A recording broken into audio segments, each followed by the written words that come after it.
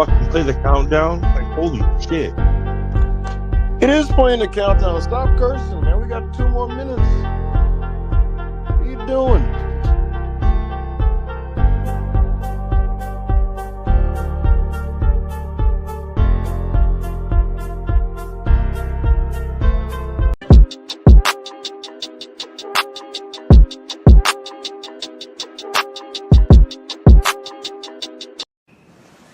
Gotcha.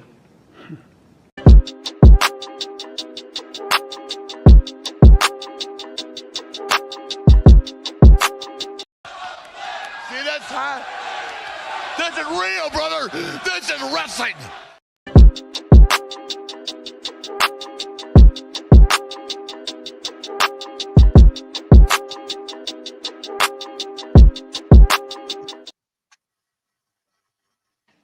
And we are live. We apologize for that, folks. We're live for your we're live for your favorite show. It's the Russell Pierce Raw Review. And I'm your host, Ebu of Russell Pierce, joined as usual by my guy, Rob of Twitch. And we're going to talk about the second episode of Raw on Netflix. A show that I'll say up front was much more like it, much better than the show we got last week. And we'll get into it. We'll break it down. We'll review it. And we'll talk about not just that, but the latest in pro wrestling. As you guys know, the wrestling industry moves a mile a minute. There's always news coming out. There's news that I'm getting as we speak about certain situations. So listen, guys, make sure to like the video. Make sure to subscribe to Russell Pierce if you're not subscribed already. And go ahead and send us some super chats, man. Give us your opinions. What do you think about Raw? What do you think about whatever it is you want to talk about? Feel free to ask us any questions, and I will do my very best to transparently answer your questions. Again, I'm getting news as we speak. People from WWE, I guess, filling me in on certain things going on right now. But as I work through that, feel free, guys, to work in your super chats, and we'll get that underway. While you guys do that, Rob, how are you doing today? I'm doing all right. I woke up kind of late, and I woke up to the news of Corey Graves is actually having a real crash out over the fact that he has lost his main roster job. I pointed out last week at New Year's Evil when the show started, and I heard Corey Graves as well as Booker T and Vic Joseph, and I pointed it out on Twitch. I was like, "Wait, did Corey Graves get demoted?" And I thought that maybe it was going to be him and Joe Tess on SmackDown. He was filling in, but then I heard the other two voices on NXT, so I was like, "Oh, okay." So then SmackDown came, and there was no Corey Graves, and it was just Wade Barrett and Joe Tess. So I was like, "Damn, Corey Graves really got demoted." And apparently, Corey Graves himself didn't enjoy all that much that he got demoted. So, yeah, no. Yeah, yep. In case you missed it, Corey Graves very, very vocally upset about his situation. There was speculation that this might be a work, and then Corey added to that with his tweet that he made in the morning, where he basically hinted like, "I got a lot to say tonight." So people were Corey like, "Oh, said work, nigga. well." What So work? a lot of people were coping, Rob. They were like, "Oh no, this is just a work. They're doing a storyline." There was some really like annoying tweets where people were like, "Oh my god, I guess they're building to McAfee versus Corey Graves. Maybe Corey got cleared." This is not a work. I'm going to say this up front now. This is not a work. It was reiterated to me. It's not a work. Corey's just legitimately mad. He was pissed off last week. He was very frustrated about it. And before getting too into details, guys, how do I put this? He went to Orlando for TV, and then he left the city. He left Orlando today. So I'm assuming he got to the building, and they told him to go home. Take your ass home, nigga. I will provide as many more details as I can.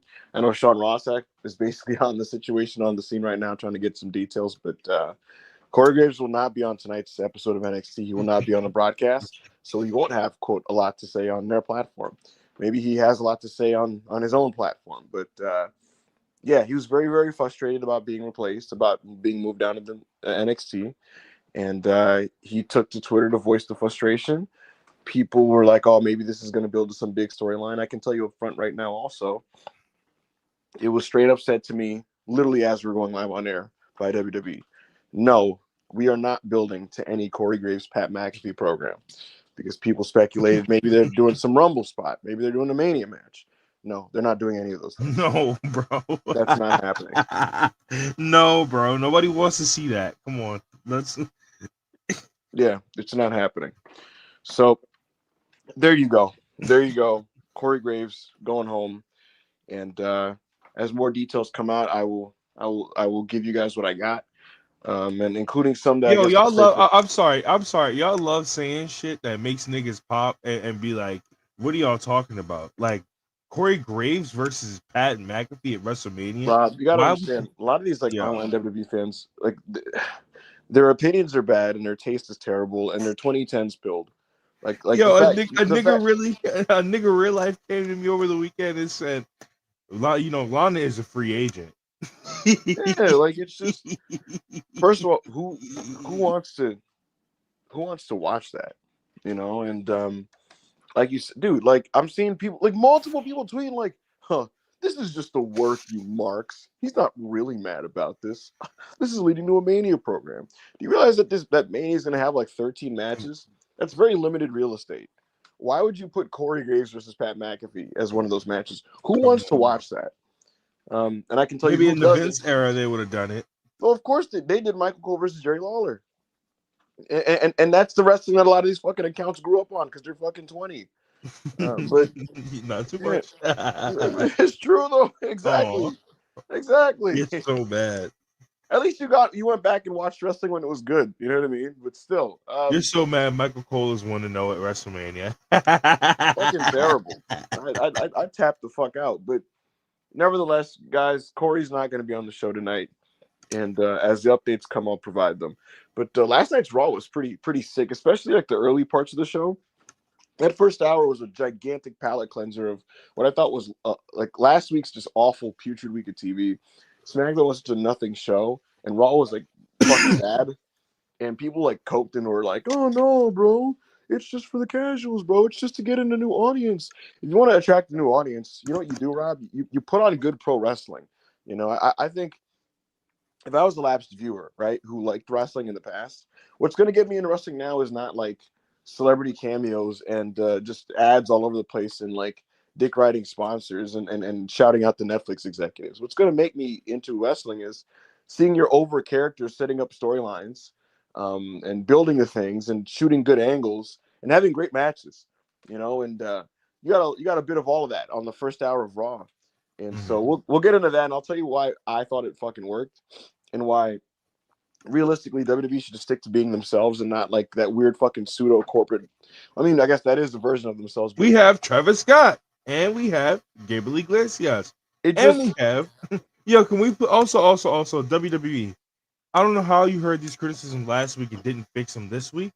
Yo, when you show these wrestlers that are champions in the crowd, can you please show them with their belts?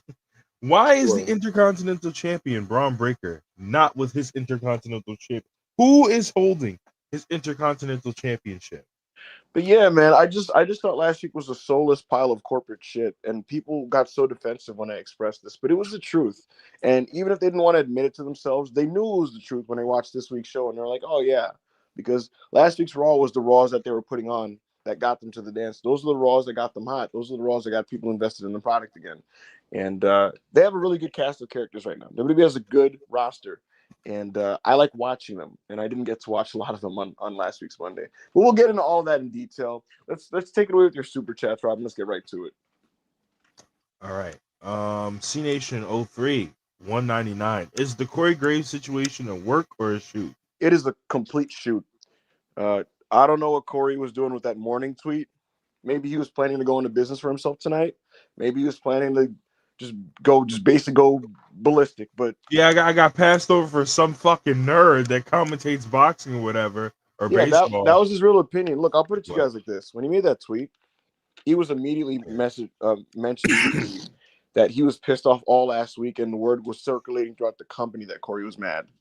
People in WWE were just kind of like, I get it. Some people were like, maybe if Corey waited, like he'd be able to get the Raw spot because McAfee's not going to be there too long. Like McAfee will probably dip away again in the spring, but nevertheless, he was very, very annoyed at how the whole thing went down.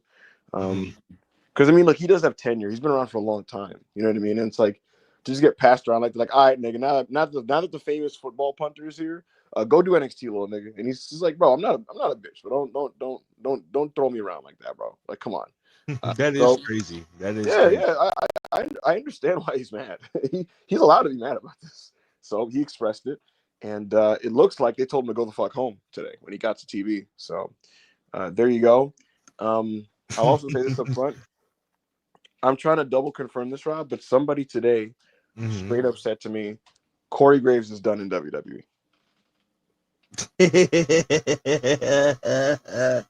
We don't need to laugh, but What'll be, bro? Because, bro, my thing is like, what usage? And I'm not gonna say he's like you. No, I'm not gonna say he's useless. But like, what?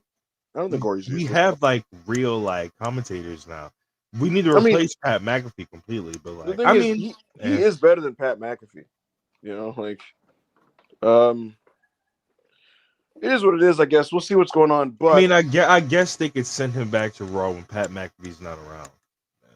But he ain't getting sent anywhere, brother. He is finished.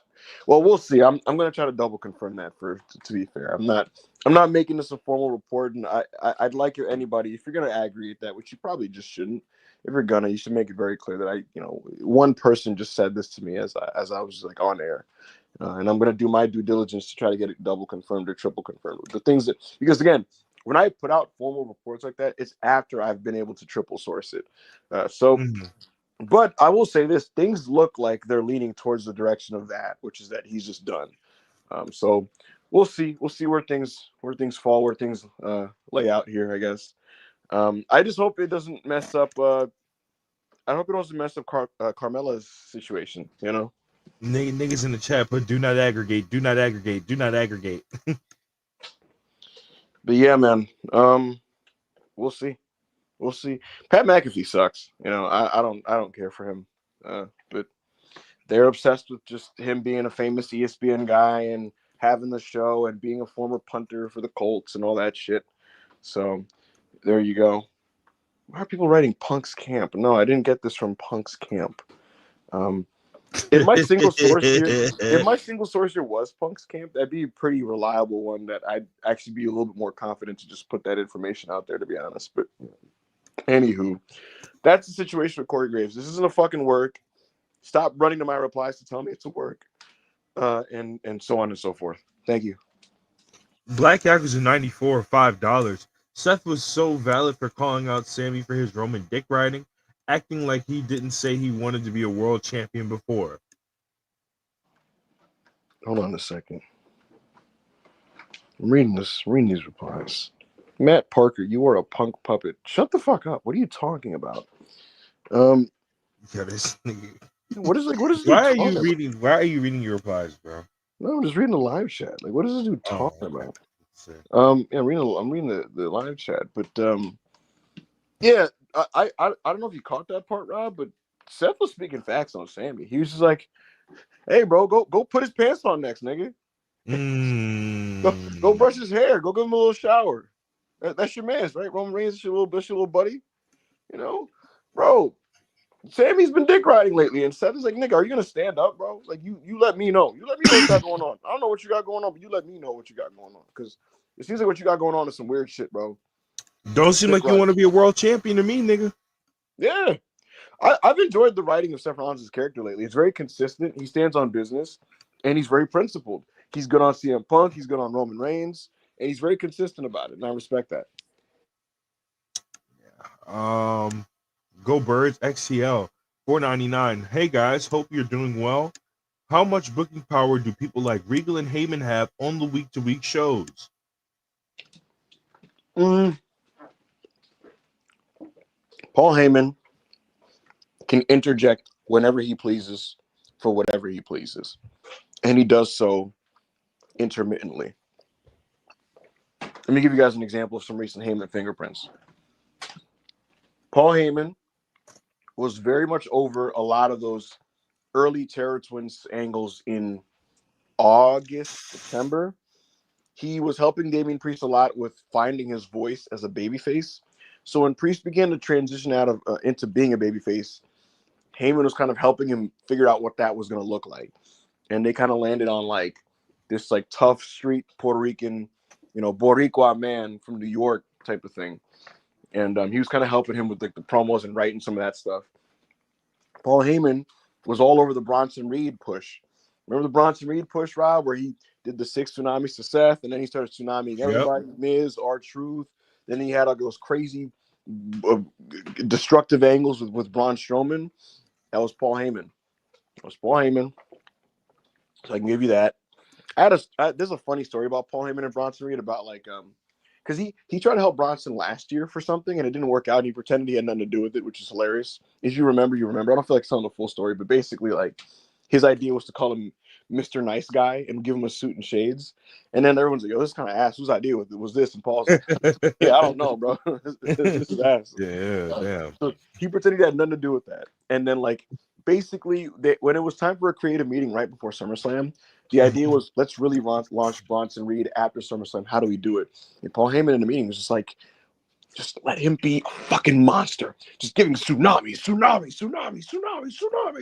over and over again on security guards, on human life, on everybody. Destruction, tsunami.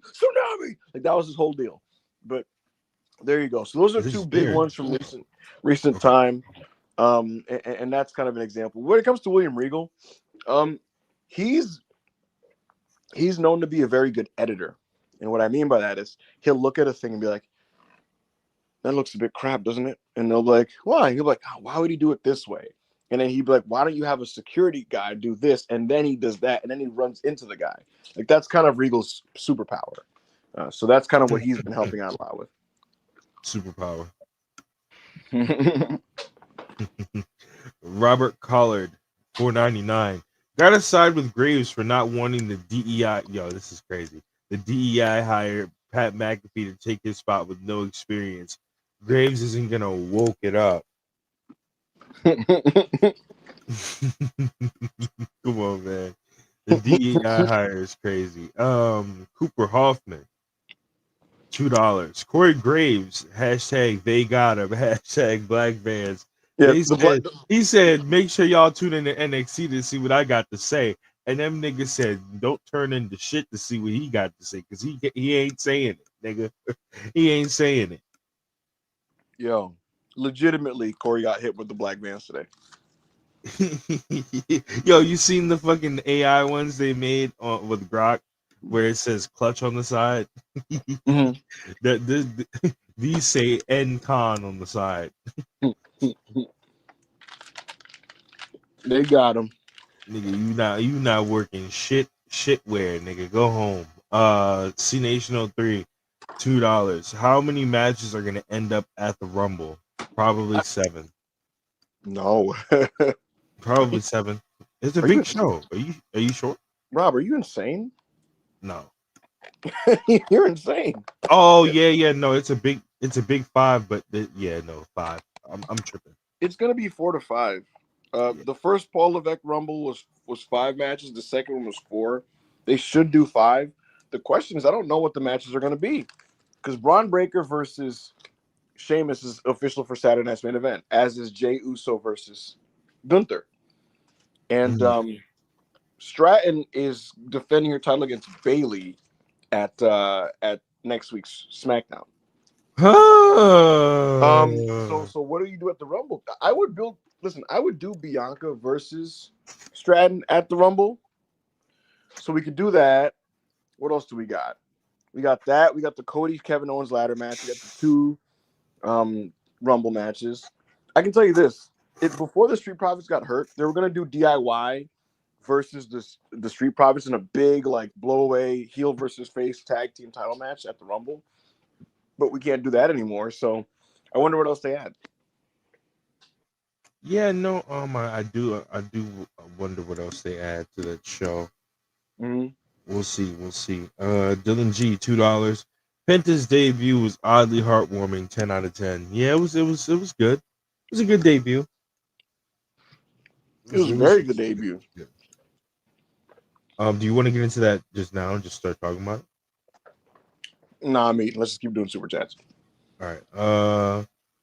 Cameron M, $2. So when is Graves showing up in the Impact Zone? I'm crying. Yo, that nigga's gonna be on Collision in like that nigga gonna be on Collision in like a month. Ew, no, what the fuck? I'm good, bro. Oh nah. Keep that shit to Shivani and Nigel. That ain't a good team either. Probably not. Childish Moose, $5. My love for pro wrestling is diminishing every day. Thanks, Tony. But shout out to the hashtag self-made Lucha Libre chat. That is true. There is a there are random streams every day, like literally every night, where they just go in there and stream Lucha. Mm-hmm. So it's awesome. The self-made Discord is the shit. Like, absolutely. Not to pat ourselves on the back. No, absolutely. Absolutely pat ourselves on the back, nigga. What a great idea this was, man. Great community, wrestling being shown every day, wrestling from all over the world, from all different time periods. It's been great. Even without the scoops, which there are many scoops in there, and if you know, you know. There are many scoops that have been circulating in there. But even without it, I think it's worth the price of admission. Absolutely.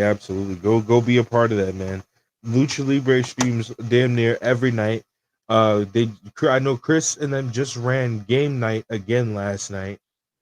I don't know exactly what they played though, but I do know last night was game night. So make sure y'all go tap into that self-made Discord. Elite Merchant, $2. Follow at Self-Made PW. Sorry, Rob. Follow at Self-Made PW. The link to join our Discord is in the bio. You click the link in the bio. It'll take you to our Patreon, and then you're gonna subscribe. And if your Patreon account is connected to Discord, it'll shoot you right to the Discord. And again, you get in there, you get scoops, you get watch along access, you get all kinds of fun privileges in there. It's a great community, and it's worth entering for sure. And again, you get access to a lot of insane information. And again, like I said, I don't want to what's it called? Bat signal the thing. But if you know, you know. All right. First Commander, now Penta. Apology tour continues. Yeah, that ass you do. You gotta continue that apology tour. A lot of these luchadors are doing their thing to start this year. I can't deny it.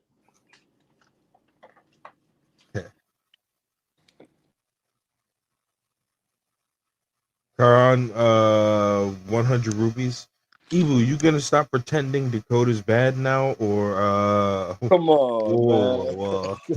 I've been saying she's done a good job in this tournament. She's done a good job in this tournament. I didn't deny that. I've admitted it. Yo, what kind of performances y'all see where y'all like, oh man, Dakota's great? No. She is still average. Let's. No, I'll be honest, Rob. She's done a good job in this tournament. She's been good in this tournament. I thought her match against Zoe. A role player could score a consistent 12 to 15 points, for a week or two every now and then, She's been doing that for about a month now, and I'll give her credit.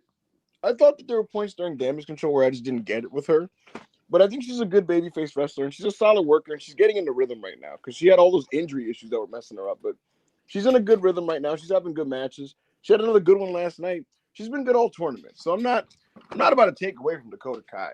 The thing that I would get on with Dakota Kai was just that, like, her online fan base, like, they were very militant, bro. Like, it's like she had to win, like, every title or else, like, it was just like a big injustice. You know what I mean? And I always think that fan bases that act like that are just not only very annoying, they tend to just, like, not understand how wrestling works. But look, Dakota's been doing well. She's been doing well. Dakota been doing well, but last night Lyra better. Oh, of course, Lyra's always better. Lyra better. It come with woo, woo. What? Shut off the bird lady. Yes, sir. Just Ryan, $50. Sent 50 to Late Night Grin. So hashtag, you know the rules. Hope y'all having a great day. Hold this hashtag self-made. Thank Ryan, you. Thank you, bro. Ryan, thank you so much, bro. Thank you so much, dude. We really appreciate it. Karan, 50 rupees. This match made me a Lyra fan. Right call. Absolutely, man, bro. Lyra is so good, y'all. She is literally so good. It's absolutely insane how good she is. Yo. Yeah, I've always like, bro, we saw it fucking NXT when she had that match with Becky. I was like, yo, she's really good, And I saw it there. Do you remember that randomly beast Roxanne, Tatum Paxley, Lyra three-way? Yes. You saw it again there. Also, in the Queen of the Ring, she did a great job, and she had all those awesome matches with Io, bro. I've been knew Lyra was like that. I've been knew she was like that. Rob, have you seen Chelsea Green long cocking Ibeast? Oh yeah, I did see that. When he was like, when he shadowed Matt Cardona, and then she was like, well, actually. Wait, I'm a live reactor because I haven't seen it. So Matt, for those that don't know, Matt was on Ariel Helwani's show, and he basically was just saying he'd like to go back to WWE. He feels like he's earned the right and the opportunity to do so, and he's talking about how he wanted to be back at the Rumble. Ibeast wrote, Ibeast said that because Cardona said, I truly believe I changed the game, and Ibeast said, no, you haven't. You haven't made a dent on the landscape of wrestling better. No one talks about Matt Cardona. No one thinks about Matt Cardona. The only time you get brought up is when Cena lisped your on-screen girlfriend. I think, what? He meant kissed while you were in a wheelchair holding flowers. Calling you a B-plus player would be generous. Shut your mouth and watch your wife on Friday nights. God damn, why was it so aggressive? What did Cardona do to anybody? God damn. Yo, I can hear. Why I can hear coming at Matt? I can hear this nigga say, "Shut your mouth, yeah." And watch your husband on Friday. Why does this have 5,000 likes? What did Matt Cardona do to niggas? I don't think Matt Cardona's like any fucking incredible wrestler, but he's mad harmless, bro. Like, he's mad harmless. Fuck that nigga, bro. Yo, so Chelsea said to him, the fact that you got your panties in a knot about someone speaking highly of themselves, believing in themselves, and knowing their worth. Go get your head out of your ass and realize he revolutionized professional wrestling by using social media. That alone. She said, put the keyboard down, go back upstairs to your mom and eat the dinner she cooked you. Don't make me embarrass you. Oh shit. Oh shit. Revolutionized is a bit much, but I feel it. Hey man, that's a good wife right there. That's a good wife. Karan, thank you for the super chat. All right. Austin Kinkle, $2. We're done with anti-smart talking points. Bro, I just hate that. You guys just don't understand. It's for the casuals. Bro, be proud of being a professional wrestling fan. You niggas are so ashamed to like pro wrestling. I think it's really good when it's done well, guys. You can enjoy pro wrestling as pro wrestling. You don't got to fucking do this. Like, catering to the mythical casual is such bullshit. You know, just put on good pro wrestling. Wrestling is at its best when guys are cutting great promos and shooting great angles and having great matches. It doesn't have to be this weird fucking Met Gala fucking, you know what I mean? Like Oscar award show thing. And so I hate that garbage. Bro, they say that shit all the time because what they don't realize is that some of their favorite wrestlers, bro, Kurt Angle was like, yo, I thought on Tough Enough was like, yo, I thought this shit was a joke. I thought all this shit was a joke. And he was like, and then I started watching it like a couple years later, and they were doing all this. This is like when he's 18 years old. He's like, I started watching all them do all this crazy shit, and I wanted to get involved. So like this casual eye doesn't always have to be, you know, fucking celebrities and shit. It could also be them wrestling too. But what do we know? Mm-hmm. We're just, you know, we're smarks that don't like the casual audience. Ryan Cicchini, $7 Canadian. No offense, but it ain't like McAfee hasn't been around for 7 years in the WWE. He's done whatever they've asked. NXT, Mr. Wrestling Commentary. Oh, brother. Let's see here. He did do NXT. He was like the correspondent. Like, Look, at the end of the day, WWE is going to side with and dick ride McAfee because of the crossover thing. But I made my stance clear. He does nothing for me. You know, he does nothing for me. Neither of the niggas do nothing for me, so I don't care. I don't care that Corey Graves really lost his job. Bro, commentary wise, I think all these guys suck. But like, yeah. So like, I think all these guys suck. But so I'm not picking your side in this fictional ass commentary war. You're right. Niggas want to take a side and who's a better commentator of pro wrestling. I don't care, bro. But with that said, I understand why Corey is mad. I understand why Corey's mad. And I think he's allowed to be mad about this. Yeah. Childish Moose, $1.99. As a new member of #FedFC, I want Graves versus McAfee. You're disgusting, Moose. You're bro. You gotta stop, bro. You're not even new. You're not a. We on Twitch. We will expose Moose one day. The mod known as Moose. We will expose him on Twitch one day. Tio, $2. Do Heyman and Regal push for anybody on the roster? Yeah, they all have their favorites, bro, and it's basically the same people that you would expect them to be. Heh. Yo, he done, huh? Ryan Cicchini, $7. Heyman on Impulsive said he worries more about the current fans compared to finding new fans. Interesting after the Discord this week. That's always been Paul Heyman's mentality. He's always been a play to your base type of guy. If you watch ECW, his shows are basically formatted in a way of like, how do I pop this live house that always comes every week? That's why Paul Heyman always felt the need to put a surprise on every ECW show. You know? Yes. He's always been a like, I just want to please my audience. Because if you make your audience loyal, then they're never gonna leave you. You always gotta reward them. That's always been Paul's thing. Whereas Vince has always been the hot shot, like, how do we get this celebrity in to make people watch, or how do we shoot this thing to make people watch, or how do we get this athlete to come in and that type of thing. So yeah. All right. Will Chisholm, $2. Corey on Ring of Honor is going to be nasty. Whoa. Like, he'd do Collision. If they brought him in, he'd definitely do Collision. Corey Graves talking about the Death Riders and shit. Oh, brother.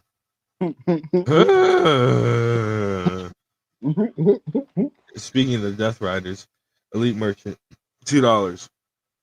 Corey and the Death Riders reuniting with Pac. Bro, they won the tag team titles once together, and Corey couldn't even fucking stay healthy enough to keep the belt with Pac. So realistically, that tag team doesn't count, and it never happened. Shinsuke season 499. What are your thoughts on a Knock World title reign? That's a great question. Fuck off. We don't care. That's a great question. I would love it. I would love it, especially with the goofy entrance. I would love it. Outside the hempen strains, $5. Penta hit it out of the park. Perfect WWE debut. Nice 3-star. Great passionate promo. Home run. The fire in the entrance was tight. Music ass though. Yeah, the music is very, very one note generic ass fucking soundtrack music from like a video, from like not even a video game. It's soundtrack music from like some shitty 2000s movie. Like it's gotta. What do you think, Ibu? I thought everything about the handling of Penta last night was perfect, except the music as well. Yeah. Again, you know what? Let's do Penta now. So, Chad Gable came out. That's right. Chad Gable came out, and if you had the international feed, he was cutting a heel promo before Penta came out. But Penta makes his debut, and as expected, he was the luchador that WWE found to fight Chad Gable. And they were branding him as the best luchador in the world, Rob. And his team said Cero Miedo. You got the cool Penta logo. The graphics are really cool. Fire comes out from the stage, all that type of stuff. Penta comes out. He does his La Parka walk, all that kind of shit, right? And he comes out. Fans know exactly who he is. He does like 5 Cero Miedos on his way to the ring. And they announced him as Penta. He used to be Pentagon Jr. He used to be Penta El Cero Miedo, Penta El Cero M. We've seen him be Lucha Brother most recently in CMLL. But he's going as Penta here. And Lucha Brother is hilarious. That was so funny.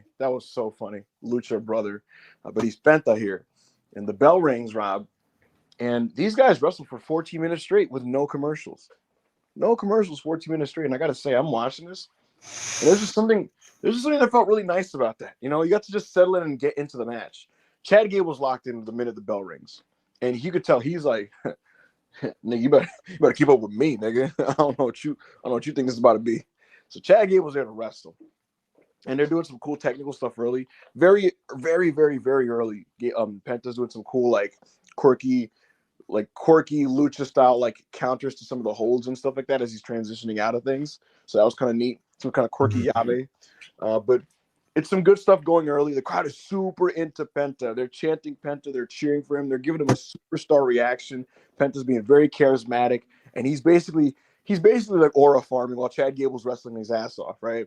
There was a tricky little botch early where he tried to do some type of guillotine leg drop, jumping from the bottom rope. Bro, he was just out there. I said on Twitch, I said, yo, now you just out there doing shit because you excited, nigga. Go sit down some. Yeah, that was just early nerves.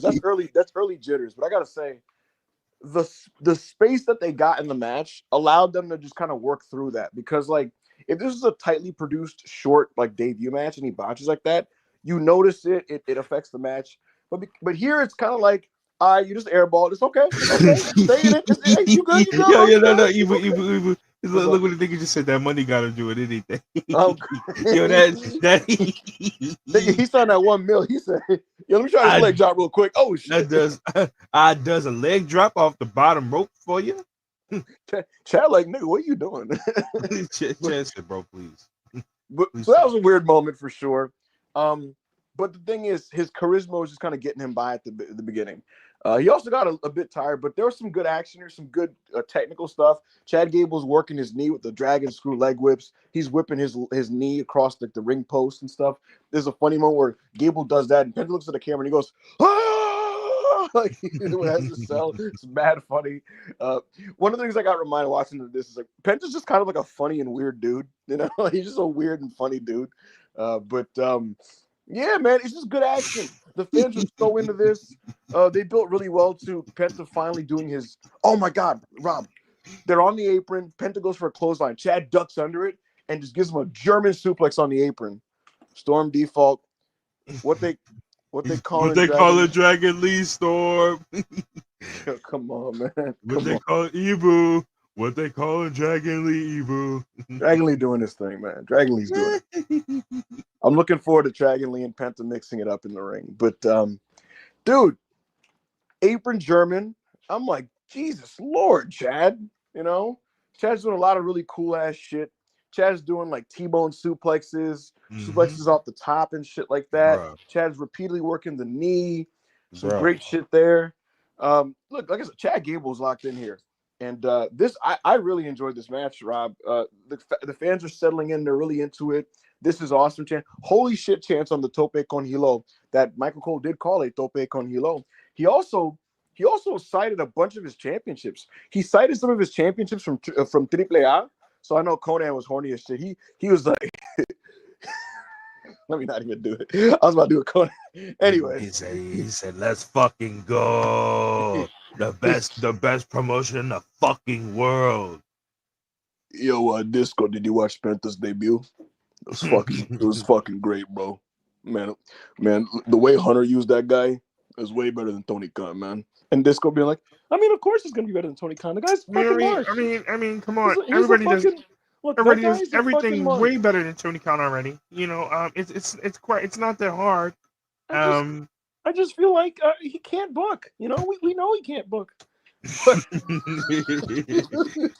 But Penta does the tope, a huge holy shit chance. Again, like I said, they cited his AAA championship wins. They cited Lucha Underground, which is fast. We got a Lucha Underground mentioned on WWE television. So we got that. They mentioned that he won the TNA championship before, so that was pretty cool. It was called Impact at the time, but there he throws a great he throws a great punch. Disco, yeah, that nigga Disco saw that Canadian Destroyer and was like, I like this move now.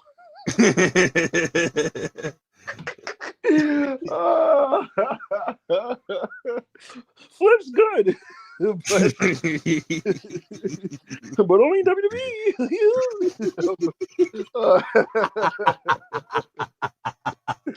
Oh shit. God. But yeah, yo, a really cool move. Gable's like by the Gable's right at the corner of the turnbuckles, and Penta, he jumps from the outside in and does like this Rana to whip Gable forward. Gable had Penta in an ankle lock a couple points, but he got out of it. And after he whipped him forward with that Rana, he runs diagonally and does a Mexican destroyer, just a running destroyer that he does, right? And he lands, and the crowd is like, this crowd is like blown away. You know, that's the thing. A lot of Penta's quirky stuff, he's doing it in front of a new audience that's like gonna be wowed again by it. That's the magic of pro wrestling. That's what you did in the 80s, Rob. You know, you leave your territory, go to a new one, and all your stuff is new again. It's fresh again. And you get to get over all over again. And Penta, he does the Mexican destroyer. Pat McAfee is like, Mexican destroyer! Oh my God! And the crowd is going, holy shit, holy shit, holy shit. Penta, he does that weird kind of like arm bar handbrake thingy, and he just whips it back, bah! And fucking Michael Cole is like, he calls that the sacrifice. He calls it the sacrifice. And at that point, Penta's setting up the Made in Japan pump handle Michinoku driver. Boom! He does it, and fucking Michael Cole is like, Penta driver. That's the Penta driver. 1, 2, 3. Chad Gable loses. Pentagon Jr. gets his first win in WWE. The fans are going crazy for him. It's exciting. It's fun.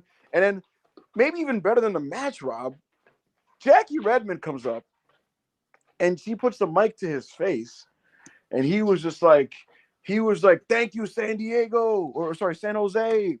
Thank you, San Jose. And he's thanking everybody. And he's like, this is my home now. I'm here now. And he's speaking in Spanish. And I understand some of it. I don't understand all of it, but I get a lot of what he's saying. And he basically is like, this is what happens when a Mexican, like, fights for his dreams, or doesn't back down or whatever. And he was really doing that whole thing. And he was mobilizing the people in the crowd, bro, the Mexicanos, you know what I'm saying? And they understood what he was saying. They got fired up and shit. And there's so much excitement around the ring. His daughter is crying, bawling her eyes out. And Penta basically says, like, it was so funny, bro. He wanted the camera to come close. He was like, call me. And the guy comes in close, and he was just like, this is the Netflix era? No, this is the Penta era. And I was like, yeah. It is the Penta era. A hell of a promo. And I think it tells you, bro, passion is universal, Rob. Passion is universal. That transcends any language. And at the end of the day, WWE's mentality in the past of like, you have to speak English. No, he said this is the Pentagon new era. That's what he said. And no, he said this is the era of Penta El Cero Miedo. But great promo. You know what it kind of tells you, Rob? It's almost like he didn't need a dweeb translating his promos. It's almost like he didn't need a mouthpiece, you know? He didn't need some dorky dude hopping all over the place going, well, Penta says, he sounds like a great promo to me. If you ask me, his English is good and his Spanish is very clear and easy to understand. I thought this promo was great. And like, what I was trying to say is WWE historically, they love doing this thing of like, oh, we got to force all these foreign talents to speak English.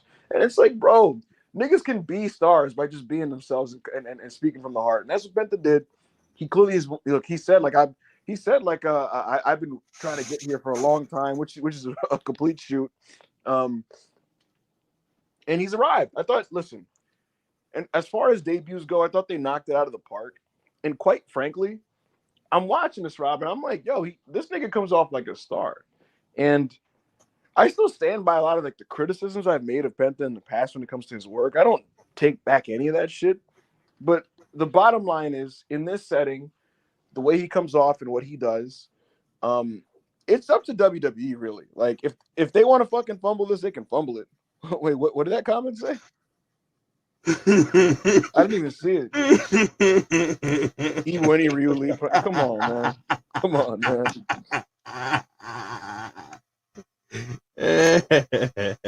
Someone in the live chat said, meanwhile, Bandito. Come on, man. Come on. Bro, the crazy thing is he was about to feud with the Learning Tree. That's so crazy to me.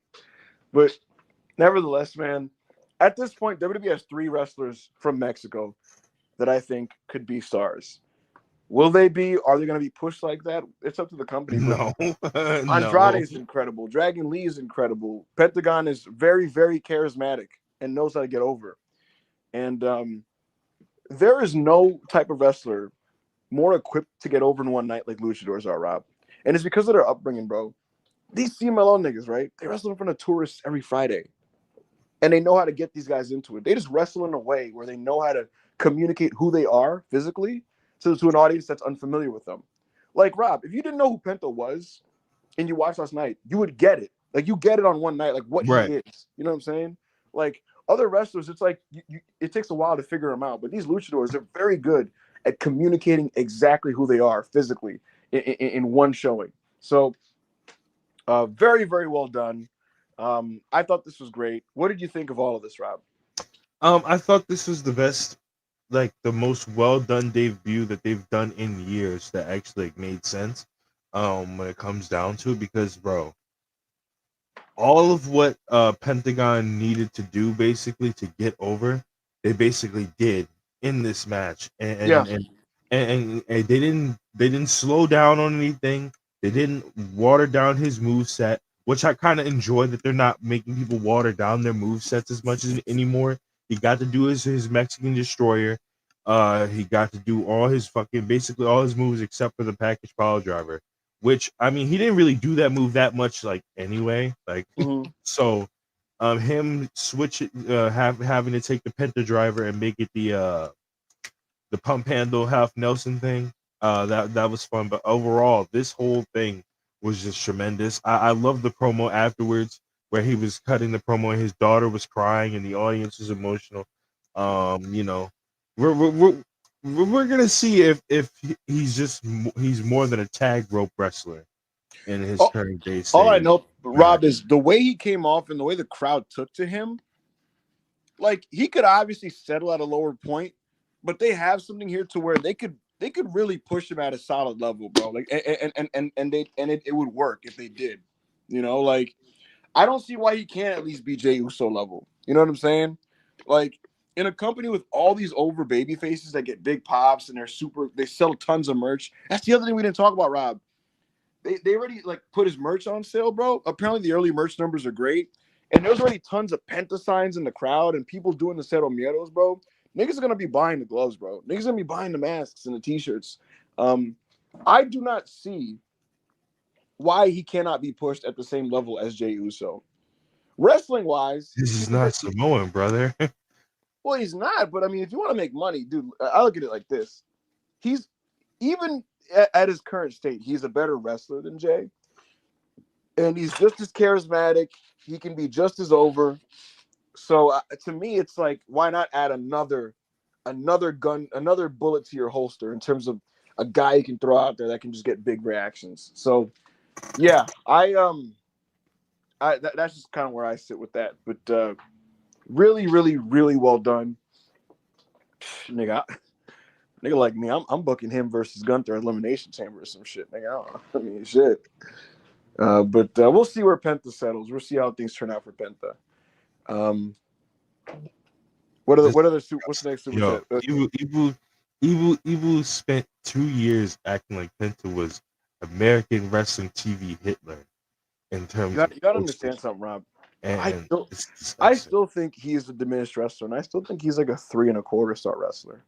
I don't no longer think this, right? But like, context and setting is very important. And I tweeted this all weekend because people were saying, like, didn't you say this about Penta? I'm like, yes, I haven't changed my stance on Penta, bro. But like, you gotta understand in wrestling, number one, the best way to get momentum is to literally leave your company and go to another one. Straight up. We've seen it all the time, right? And he was just kind of stuck doing what he was doing. He wasn't as over. And he's having these like cold 3.25s on TV when people have been over familiar with the act. The familiarity breeded contempt, so to speak. You're not wowed by Penta on AEW television in 2024.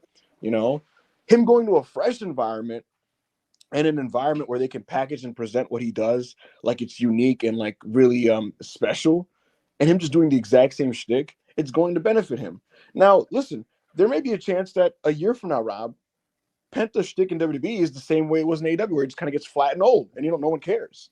But at least for the time being, he's going to do very well. So that's kind of where I see that. Trixie put the Vito dancing gift. That gift is so funny. That gift is so funny. Yeah. Yo, why was Vito having so much fun in that club, bro?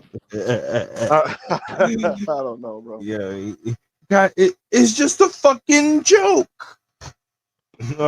Shrimp fried rice, $2. Graves can feel however he wants. He's still ass. Yeah, well, I didn't want to say it, but I love $2. Thank you for the $2, brother. Oh, brother, fuck me. God damn it! All right, I gotta go back. Give me 1 second. You read the super chat. I got it back. Trixie, the last time is now 199. Core the one that's got a virtue signal now. Hashtag hat. Yep. Yep. Link £5 takes that stand you on. Mine is X Division 0406 is the peak of wrestling. Please don't no sell. What were the booking ramifications of Raw Out? Please don't no sell. Hangman Page sunk further deeper into an abyss that John Moxley had to pull him out of in 2022. John Moxley getting into that program with Hangman Page was John basically saying, we cannot let Hangman get hoed out like this just because you guys are mad about how the situation went. And that's basically what I'll say about that. That's the biggest one. Hangman Page was, he was, Remember how like Hunter always said like I ate shit because of the curtain call? Hangman Page, if you go back, the fall period of 2022, he it was almost like there was residual anger at the situation and like him getting blamed for it, and he started to kind of like be punished creatively because of that. And John was like, and John, John's a mini Hitler these days, but not Yeah. literally. But at that time, he did the right thing, and he was like, You no. sure? He was like, yo, let me work with the Hangman and let's like build him back up. And that's what Hey led to man, I that. don't know. They say spending a summer with Josh Barnett, it So there you turns go. you into some things.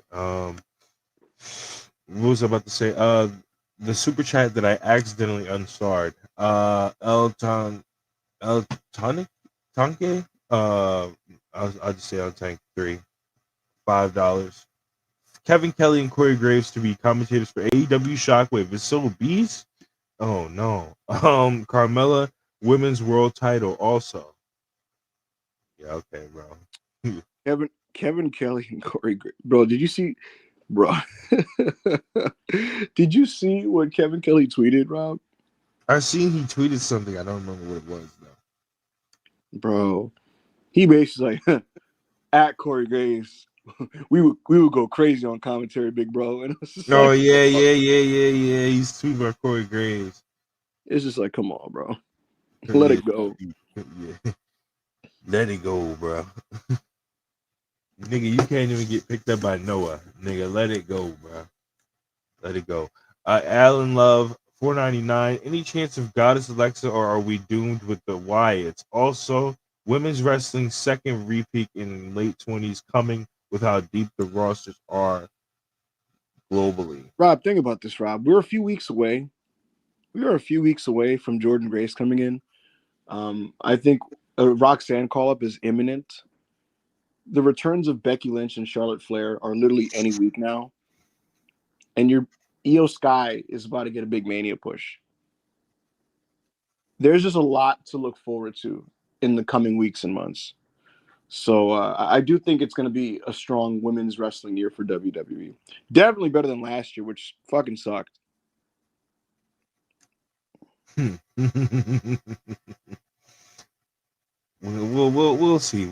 see. The House has spoken. $4.99. Speaking of commentators, was Tony suspended for the Charleston stuff, or was he just gone last week for a private issue? Don't know, so. I can't say for sure. The AEW wasn't happy with Tony's Shivani's reply tweet. They didn't like that because they don't want it to optically look like members of their rosters are just like bickering publicly when this was supposed to be a positive relationship. You know what I mean? And they didn't want to make it look like just this like chaotic, stupid, immature situation. So I know that they didn't like Shivani's tweet. Is that the reason Shivani missed one TV? I cannot say for sure, and I refuse to speculate. Interesting.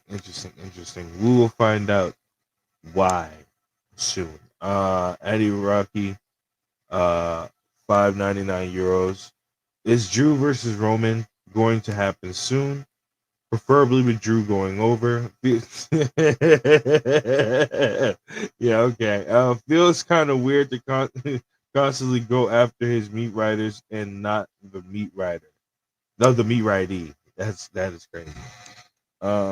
Is Drew Roman going to happen soon? Drew wants to work Roman at WrestleMania, and Roman Reigns is. Nigga said preferably with Roman going over. With Drew going over. That's nice. Yo, Rob, could you, man? Hey, Roman, are you going to work Drew at Mania? And him being like, what do you think? But nah, in all seriousness, Drew wants Roman at Mania.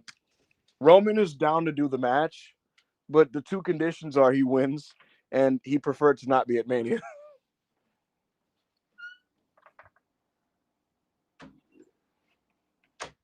Rob, you're muted. We can't hear anything you're saying. Oh, I'm sorry. No, I love Drew. Don't get me wrong. I fuck with Drew. But, yo, it's got to happen for that match to happen, buddy. What is that? It's got to happen. Them shoulders is only one man's shoulders is going to be on the mat, and one man will be looking at the lights, and that man will not be Roman Reigns, brother. So you better make sure you know the conditions for you to get that match, nigga. Berkey 199. Hashtag free Phoenix and don't know so. What happened to the baddies? Don't know so, don't know so, don't know so. What happened to the What baddies, EC3? Or the baddies doing on the table, EC3? This man Rob is lighting his crack pipe. What is this nigga doing? Sorry, I'm lighting intense. My bad, y'all. This nigga Rob is smoking crack. Could you imagine if I just started smoking crack over there? Bro, I'd be like, nigga, what are you doing? My fault, y'all. Oh shit, my bad, y'all. Who was on crack? Wrestle Purist signed Sir Paragraph. Who was on crack? All right. Dora, 199. Dr. Wagner, Hijo do Dr. Wagner Jr. landing spots. Follow up on Miro at the rope.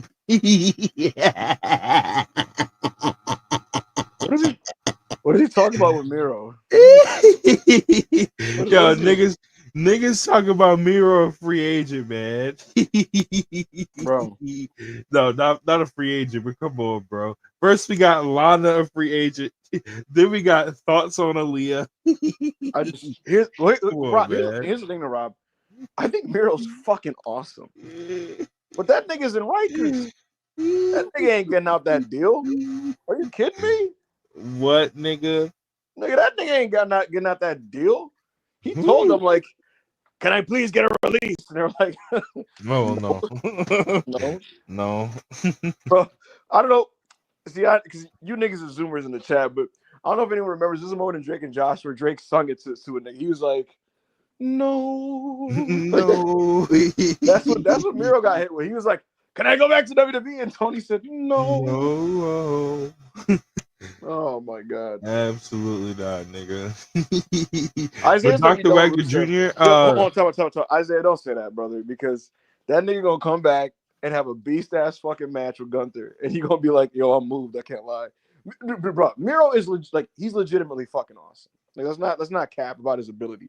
You want to say he's a bit of a nut job and all that other shit. Like, the nigga's nice. You know what I'm saying?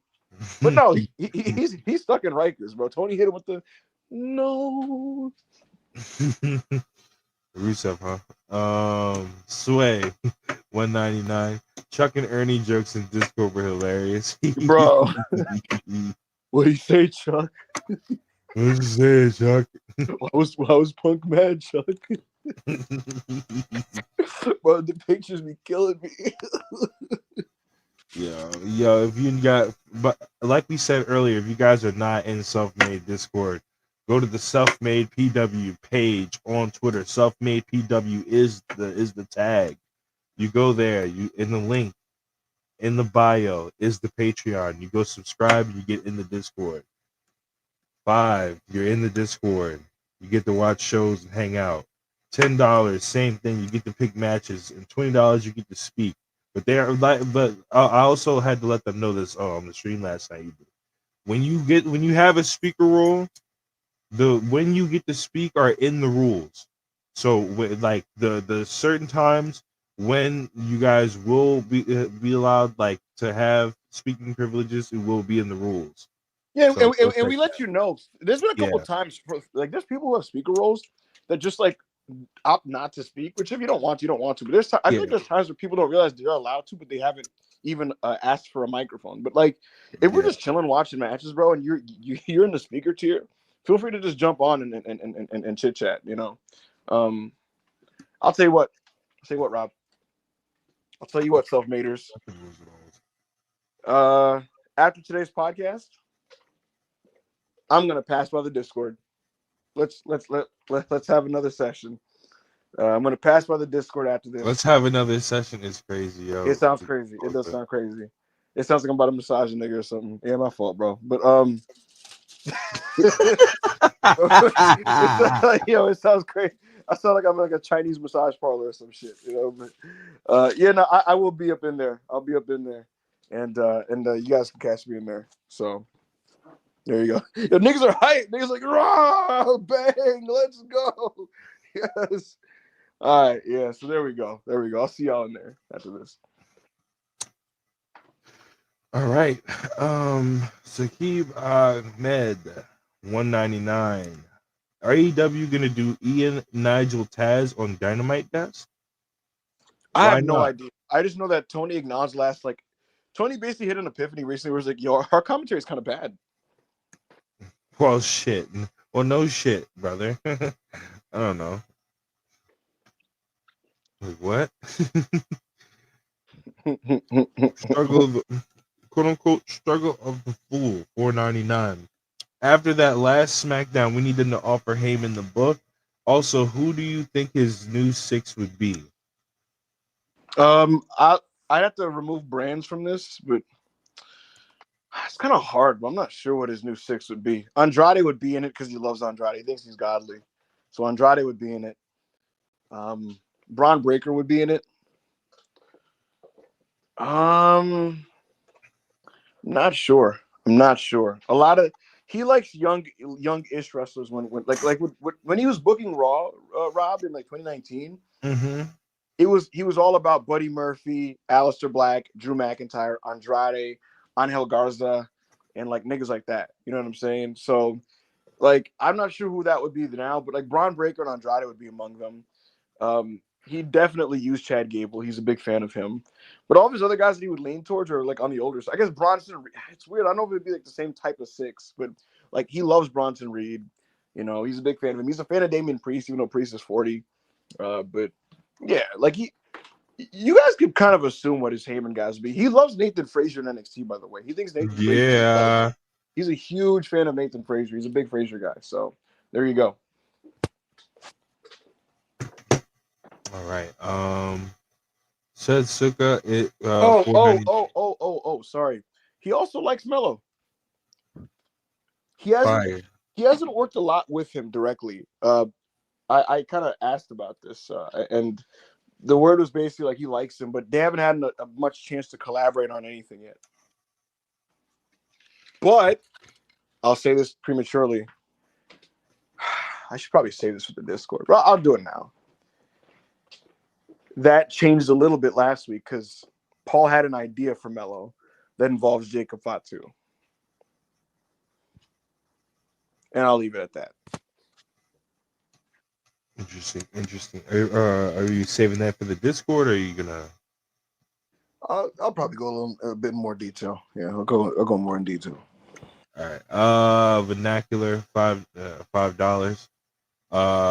San Jose really showed up for Penta debut. Really felt like a moment. I'm glad I was there for it. Any Penta match recommendations for all the new Fed fans? I think you should watch him versus Viana Tercero from I want to say 2 years ago in AAA. I'd do that.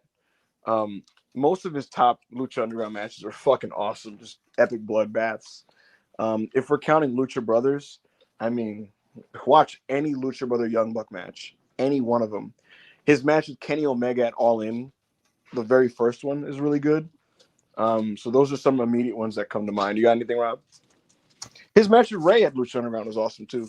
I was about to say, we watched a bunch of Penta matches last night on Twitch.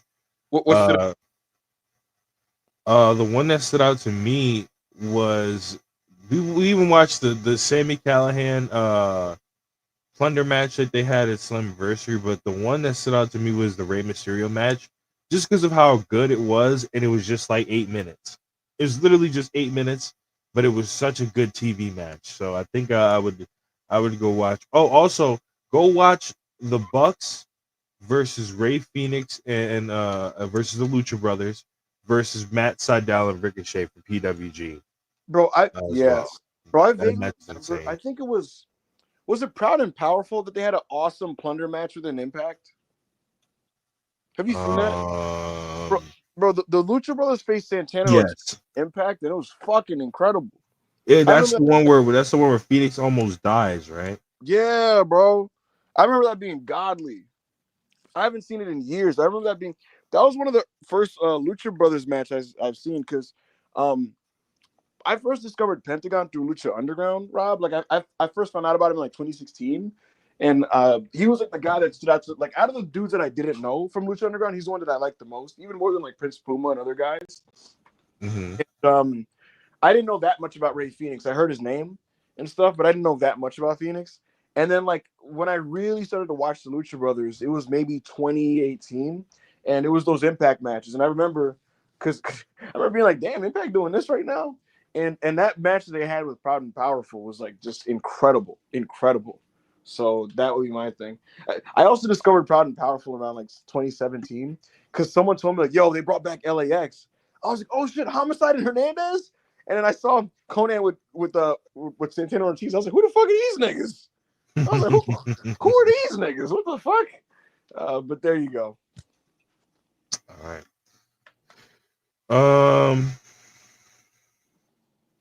Jay Stone, $5. Really enjoyed the first Raw of the post Live Revenge Tour era. Shouts out to Lyra and the rest of Team Talk. What the fuck? I've never heard of that team. Wonder if she'll make the Mania card. Lyra? I Yeah. guess that's on Becky Lynch. I asked for an update on Becky because, to be transparent, Rob, I was told a couple weeks ago that expect one of Becky's early things to be like involved with Rhea Ripley.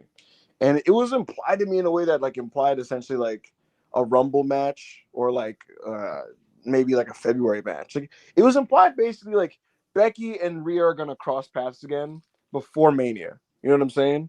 Yeah. But now she still isn't back. And so last night I really expected her. And when I didn't get her, I got kind of mad. I was like, "What the fuck, man? Where's Becky?"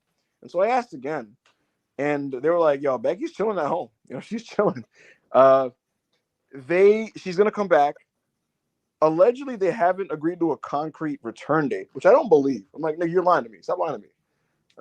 But the other thing they're telling me is like from a political standpoint, they don't want her return to overshadow Charlotte's, and they don't want Charlotte's return to overshadow her. And I'm like, bro, come on, man. So, but they're gonna stagger both of those. I'd imagine one of them is the Rumble, one of them is on the TV coming up soon. But the other thing I got told was that her direction for Mania is her call. It's her call. So we'll see what it ends up being. What a beast. What a fucking beast. Oh my god. Corey David, $5. If I'm on WWE commentary, Vic Joseph and Corey, I walk clearly. They don't care how they fired Vic wife. See how they like Booker doing the show by himself. Hey man. I don't think Booker's as bad as everybody makes him out to be. Wait, what is he trying to say? He's trying to say, is he saying that Vic Joseph should walk out in solidarity for Corey Graves? Because he's not going to do that. Yeah, bro. Like he's not gonna, bro. He's just going to walk to his desk and do his job. He's like, bro, wrestlers don't give a wrestlers don't give a fuck about other niggas like that, bro. This nigga think Vic Joseph is gonna protest for Corey. He's not doing that, bro. He's not. He's not doing that. Like I said, wrestlers don't give a fuck about other niggas like that, bro. Wrestlers and wrestling, they don't care about each other like that. Bro, there's only like a handful of people they would actually walk out for. Rob, this is definitely what happened. Vic texted him like to Corey, like, "Where you at?" And Corey's like, "They sent me home," and he's gonna be like, "Damn, that's crazy, bro." And that's it. And damn, that's crazy. Book, okay, hey, you know what he said? He said, "Book, erase all our bits with that nigga Corey Graves out the book. We are safe tonight, nigga. Let's go, bro." Yeah. That nigga Booker sat down like, "Where that tattooed nigga at?" And he's like, "Oh, they're telling him to go home." Booker gonna be like, "Well, good, because I didn't like him." I don't fuck with that nigga anyway. Jesus, fuck that shit. Patrick the Heel, $4.99. What do you think the star rating ceiling for Shotzi versus Stephanie Vaquer is tonight? I said this on Twitch, bro. My thing with Shotzi is she's never gonna be good, particularly good, but she's never gonna be particularly horrible, like ass. But there's these moments where she's like, she could competently do a suicide dive, but then there's other times where she can't do a move to save her life. So I don't know, and I'm gonna go with like 2 3/4, 3. I have seen her be horrible, Rob. I thought right before her injury on the main roster, she was really, really bad. Yeah, she was horrible. That spiky hair era Shotzi was crazy. But I will say this, Rob. I watched last week's NXT. I don't know if you watched the show. Mm-hmm. The trio match that she had where she was teaming with what's her name? Gigi Dolan and Tatum versus Fatal Influence. It was decent. It was a decent trios match. And I'm watching it, and I don't like the current Tatum gimmick with the dolls and shit. I think that shit is cringe as fuck. But like this kind of goth girl trio thing that they got going on, and they're like working hard in these tags. It's not that bad. And I think Shotzi might find herself in this NXT run and do okay. Tonight's match against Stephanie Vaquer, it's not going to be anything to write home about, but I don't think it's going to be bad either. It'll be like they're going to have like a 2 3/4, 3-star match at best. I was about to say like 2 3/4, 3-star at best. Yeah. But yeah. Shotzi, do a dive. Shotzi, please don't do a dive. Every time, if you're gonna do it, do a low pace. Stop trying to do the middle rope suicide dive, bro. You give me too much anxiety trying to do that shit. It's crazy how Dakota can still move good, but Tegan Knox's knees was just shot. You know it's bad when Becky couldn't pull a good match. Yo, Tegan Knox's knees are. Come on. Yeah, and don't get me wrong, bro. Like, I don't dislike Tegan Knox. I'm not one of these weirdos that like to shit on her for no reason. But yo, her knees are literally fried, bro.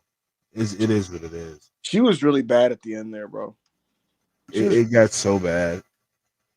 It got so bad. Karam Donnie 100 rupees. Rewatched the Armageddon Hell in a Cell with my brother, and that moment after the Rikishi bump and it just cuts to Austin Rock face to face. It's pro wrestling. No, it is. It definitely is. Rob, that match is godly. You said what? Have you seen this match before, bro? Yeah, I watched it on Twitch a couple weeks ago. Bro, it's so fucking good. The punches are so good, bro. Like the punches, the blood. The brawls around the cars are so good. Oh my god, dude. Like that shit is still peak. And the moment that Karan's talking about where like it just slowly cuts to Rock and Austin in the corners. There's 2 matches in WWE in this time that have that moment. At Armageddon 2000, it's electrifying to finally see Rock and Austin fight. And then again, fucking, what's it called? God damn, it was the Rumble 01. There's a part in the Rumble, the 2001 Rumble, where it comes down like you just see Rock and Austin across the ring. Both guys have blood, and they just start punching, and it's fucking epic as fuck. So those are 2 big ones. All right. Thank you for the super chat. Corey David, $2. Pretty messed up how Punk comes back after Corey fired. Yeah. What? What does it mean Punk comes back? Punk's been back for a year. What is he talking about? Yeah, I'm about to say. Danny Kwong, $4.99. No, Punk didn't. Wait, if you're implying, or like, I know he's probably joking.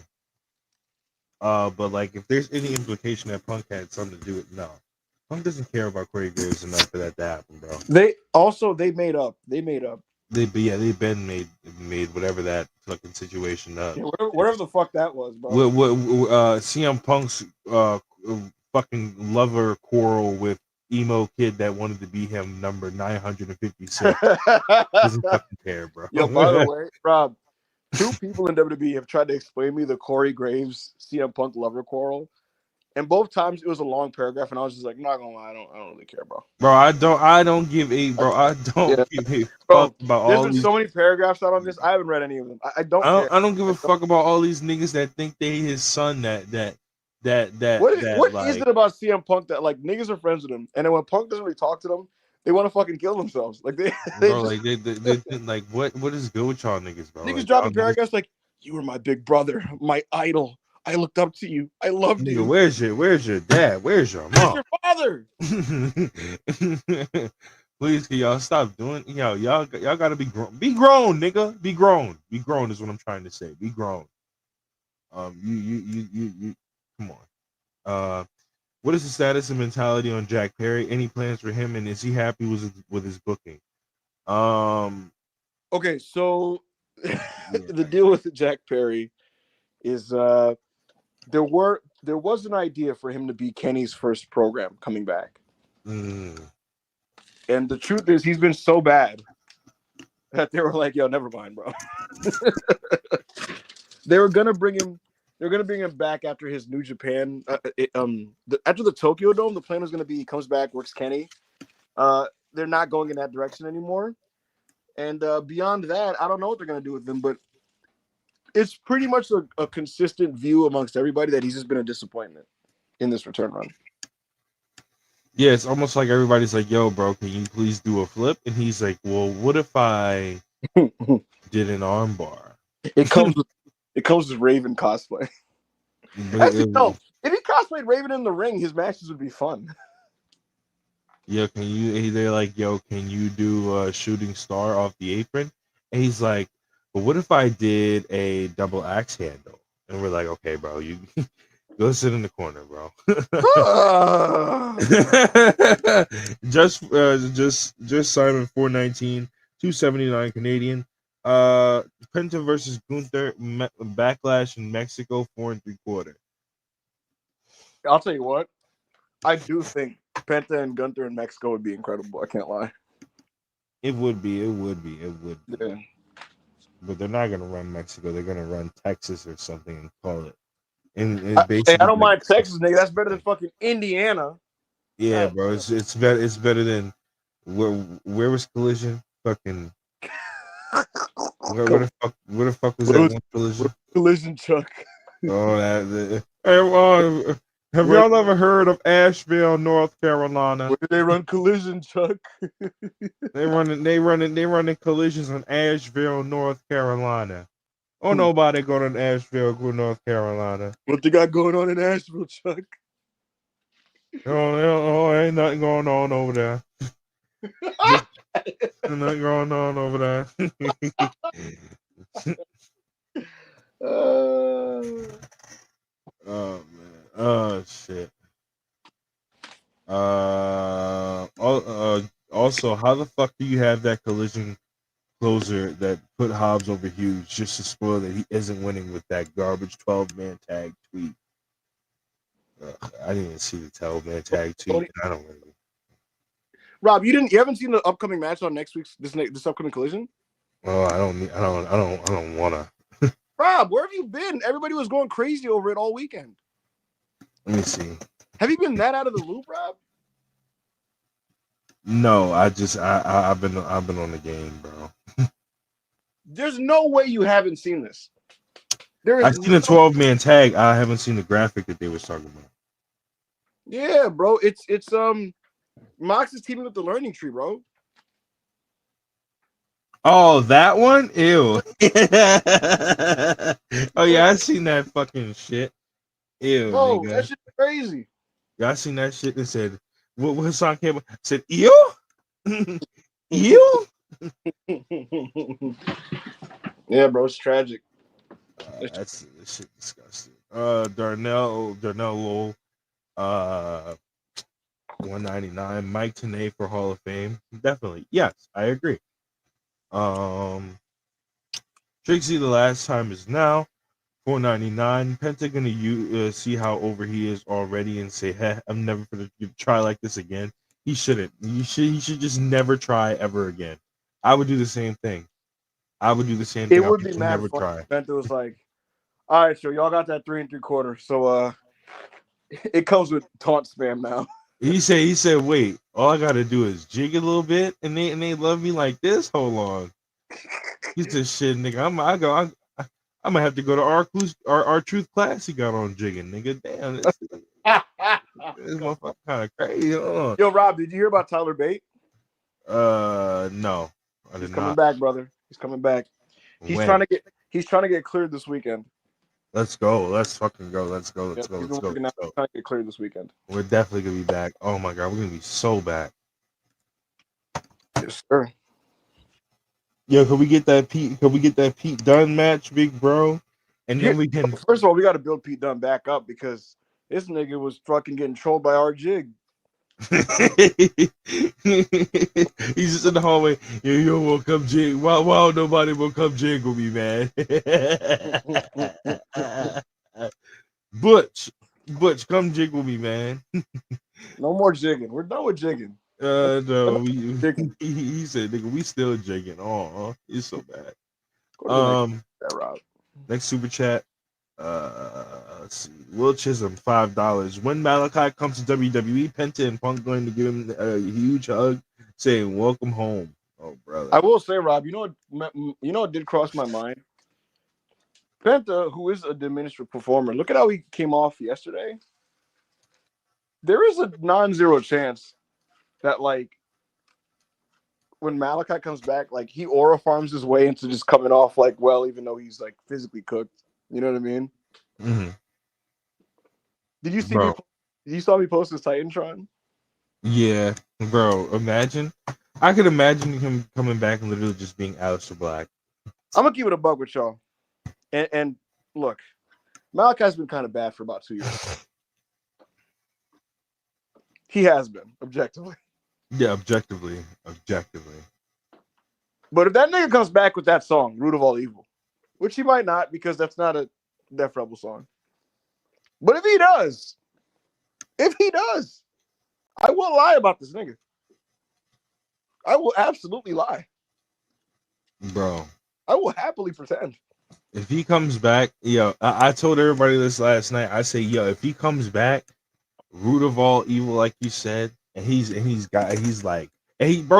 imagine he just comes back and locks in all these niggas that left, and that are Triple H's sons come back in and they just lock in after being the shits in AEW for like 2 years. They just be like, actually, I'm pretty good. I was just trolling. Rob, if Malachi has a WWE 4-star match and I'm Tony Khan, I'm sending someone to assassinate him. Bro, dead ass. Bro, he just be like, bro, imagine him. Keith Lee comes back. He just has a godly match. He's like, actually, guys, nigga, I was actually fine. Bro, if these niggas go back home and just like pick back up and are good again, like I'm sending somebody to kill all of them. Like it is what it is. Like I'm just, bro. I was never severely cooked. I was fine the whole time. I was just trolling, guys. You're getting assassinated.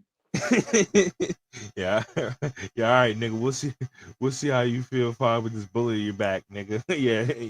All right, nigga. Yeah. You'll never walk again, nigga. Well, you have 700 people in this live stream. 700 people, nigga. Like the video, but we got 72 likes and 700 people here. If you haven't liked the video, please like the video. It helps our channel greatly. Also, if you're here, follow at SelfMadePW if you don't already, and join our Discord. I will be in the Discord chit-chatting with all of y'all right after this podcast. So follow at SelfMadePW, click the link in the bio, jump into the Discord, and meet me on the other side. Make sure to be there. Absolutely. Yo, someone said Keith Lee versus Big Bronson Reed. Here's the thing. The Bronson that we were seeing before the injury, him versus a healthy Keith Lee would be awesome. But the problem is Bronson's going to be coming off of an ankle injury, and Keith Lee is cooked. So we don't know that yet, though. We don't know that that Keith Lee's cooked yet. Nigga, we know he's cooked. Look at what the fuck. Have you seen him? Nigga, you know we can see you. nigga, nah, bro. I'm telling y'all, Hunter got Jedi mind control on all these niggas that love him, bro.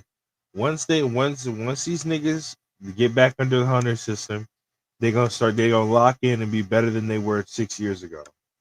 I'm telling you. Chris John Mike, $2. Penta Speed Championship soon come. Hashtag Are you ready? I love how Triple H just made that his tagline for the new era. Just made his whole question the tagline for the new era. Every time he puts out one of those shitty videos, he goes, "Are you ready? Are you ready?" Bro, he is such an aura farmer. Bro, the night of the last episode of NXT of 2024, and he's like, "Well, that's 2020." Clearly at Monday Night Raw, trying to make it look like he's at NXT. Well, that's 2024 for you guys. We're only gonna be bigger, better, and stronger this year. Are you ready? I'm like, okay, bro. You are not at NXT, nigga. I see the red in the background. I hear Jay Uso's music. Nigga, you taped that last week, man. You nigga, you are farming, nigga. This is disgusting. You need to stop. Will Chisholm, $5. WWE is like, Zelina, you okay, but we're going to push Stephanie Vicarious, the big Latina star. She can drop 30 if she wants to roll. Nigga, of course I'd push fucking Stephanie Vaquero over Zelina Vega. Are you kidding me? Listen, bro, what the hell? Look, everybody has a role to play. Zelina's a hell of a talker. She's a solid enough worker. But Stephanie Vaquero could be a superstar in this division. Stephanie Vaquero has worked at I wouldn't call Arena Mexico a stadium or a dome, but she's worked like pretty much a big ass arena for the last 3-4 years of her life. Packed out, stacked out, bro. She's main evented a couple of the bitches, so she's all right, bro. You'll be all right. Said Suka $4.99. Penta has a higher ceiling with Lee and Andrade. With Van Lee. Wait, no. What? Penta has a higher ceiling with freaking dyslexic attack. It's very clear. With Van Lee and Andrade. Marketing, aura, charisma, promo, things that you need to be strong in WWE. He has. I think all those dudes could do the same thing. They just don't get the opportunity. Yeah, no, they're all pretty good. Yeah. They just don't get the opportunity to show that they're good. Which, bro, I want Hijo del Dr. Wagner Jr. in NXT so bad. Because I just want to make the men's division stronger, but I don't have a feeling that they're gonna push them like they're pushing what the fuck is his name? Penta right now. But Cesar Nava $4.99. Outside of the obvious, what are some talent acquisitions do you think will happen in WWE, AEW, and New Japan for 2025?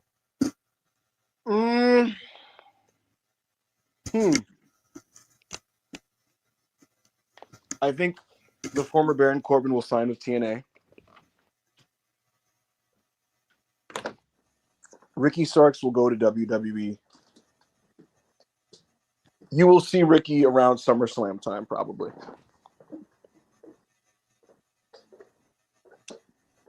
Sorry. I'm going to think of a really out-the-box one. This is just as a bold prediction. AJ Styles will go to AEW.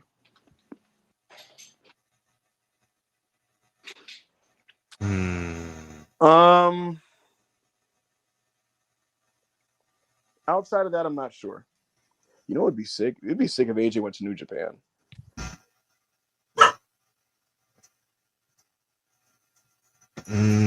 Interesting.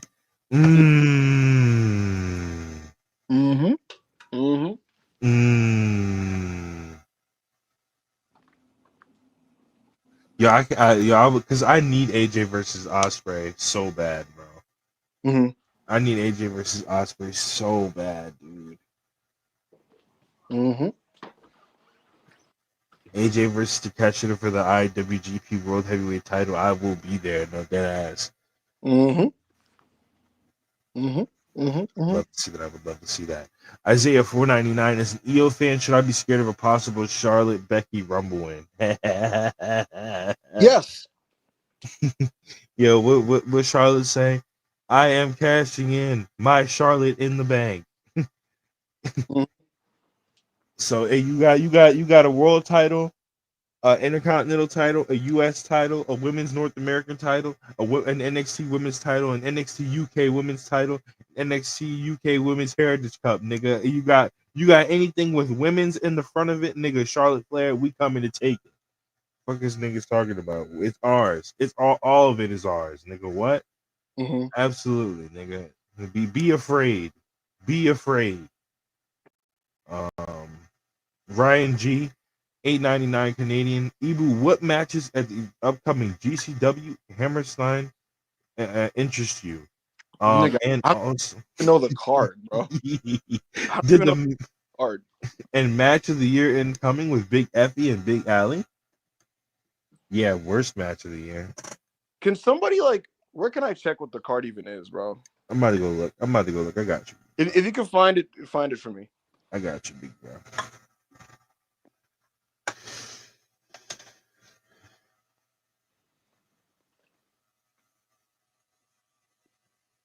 GCW.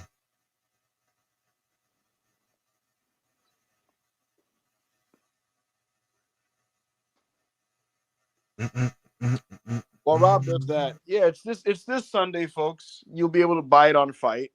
GCW versus the World, I believe, is the name of the show in Hammerstein Ballroom. It's their second show in Hammerstein. I know that some ECW legends are going to be on the card. I know Tajiri's booked for it. I know Super Crazy's booked for it. I think he's booked, right? Yeah, big show in Hammerstein. We'll see how Game Changer does. I might go. So, Ew. you know, it's crazy. I would have skipped it, Rob, but the problem is I missed AEW in Hammerstein, unfortunately. So I feel like So you gotta go see Masato Tanaka versus Joey Janela in Hammerstein. I'm sorry. Yeah, it just is what it is, man, I guess. Did you find the card? Yes, I did. Okay, so 6-man tag match. Mm-hmm. The Amazing Red, Grim Reaper, and Homicide versus Griffin McCoy, Kerry Morton, and Tony Deppen. Oh, okay. Mason in the steel cage match. Wait. Who in the steel cage? Richard Holiday versus Charles Mason in the steel cage match. Okay. Megan Bain versus Atticus Kogar, singles match. Oh my God. Masato Tanaka versus Joey Janela, singles match. Excuse I was gonna say, nigga, how many steel cage matches in this? me. Sorry, guys.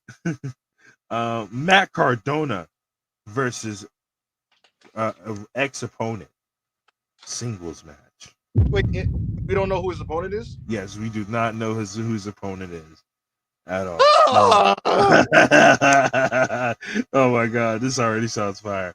6-man tag team match. Super Crazy, Little Guido, and Tajiri versus Los Desperados, Ares Gringo Loco, and Jack Cartwheel. Uh-huh. Bloodsport match. Oh, brother. Josh Barnett versus the former Baron Corbin, Tom Pesta. GCW Ultraviolet. Yo, I'm gonna say it here. We got 700 people. I'm gonna get it off right now. Yo, I'm so sick and tired of this bullshit ass Josh Barnett having these blood sport matches, all these blood sport shows where I gotta sit there and watch hours of fake shoot fighting. It is boring ass fake shoot fighting just for Josh Barnett to play go 10 minutes in the main event with somebody, roll around for 10 minutes, and then beat them and be like, I could have beat you the whole time. I'm the teacher. I'm the teacher. You're the student. I'm the master. Guys, because I'm so great. I won the UFC heavyweight title when we was fighting literal fucking Waffle House workers. Like, who cares? I don't care about this. I don't give a fuck about this, bro. I don't care about these blood sports matches with Josh Barnett because, yes, Josh Barnett, I know you could have killed this guy the whole time. I get it. You could have broken his arm the entire time. I understand. I do think it's pretty funny in Beast that he never loses. It's just self-masturbatory garbage. Like, I don't care about this at all. Was that the whole card, Rob? No. God. GCW Ultraviolet title DLC match. What? DLC? What does that even mean? DLC. Dick, ladders, and chairs? No, dead ass. Like, Nigga, what does that even mean? Nigga, what Matthew Justice versus John Wayne Murdoch versus Matt Tremont versus Brandon Kirk versus Dr. Redacted versus Drew Parker.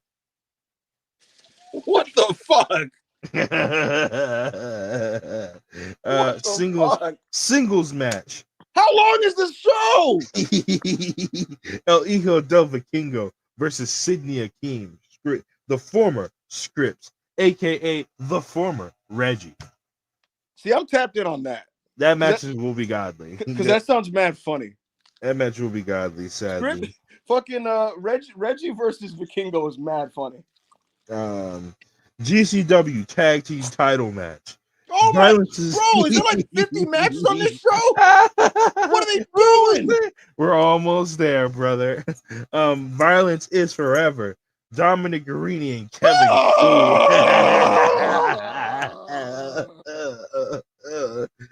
Dominic Garrini and Kevin Koo versus Garbage Daddies, Alec Price, and Cole Radrick. GCW World Title #1 contendership match. And the big match, the match that this whole show is built around, the match that this whole show is dedicated to, the match that we've all been waiting for years to come. Allie Catch versus Effie. All right, yo. And in the main event, there's more. How is there more? In the main event, Mance Warner will defend the GCW World Heavyweight Championship. Wait, before you say it, I do like Mance. Mance is very good. Hopefully this is a good opponent. Hopefully this is a good opponent for a great main event. Who do we got, Rob?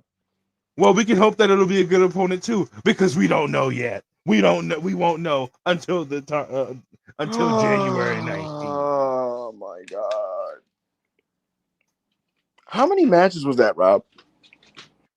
1, 2, 3, 4, 5, 6, 7, 8, 9, 10, 11, 12. 12 matches.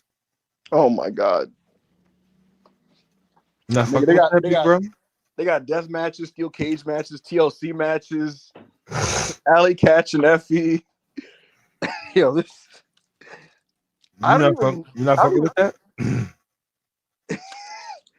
Chat, should I go to this? Should I go to this, chat? What they saying, Rob? You're saying Big Effie? Yes. Yeah. Oh my God. There's a shit ton of yeses. There's a shit ton of yeses. Oh my God, the yeses are piling in. Bro. Oh my God. Oh my God. Is there any chance this is good? No. No. Is there any chance Matt Cardona's opponent's like a good wrestler? No, bro, we don't know. That's just gonna be like fucking Kurt Hawkins, isn't it? Like, bro, that's what they always do, bro. Jericho's gonna show up on this fucking show, isn't he? Yeah, imagine he defends the Ring of Honor title. He's like, I beat you once in Hammerstein, I can beat you again. And then Matt Cardona wins the Ring of Honor World title in Hammerstein again. Actually, this time. Bro, someone said it's gonna be Vanilla Baby. Bro, it is gonna be Blake Christian as one of the guest fucking opponents. This card is crazy. Someone said Forbidden Door had less matches than this. 12 matches. How long man, this is their WrestleMania. This is their WrestleMania, brother. What time does this show start? Like,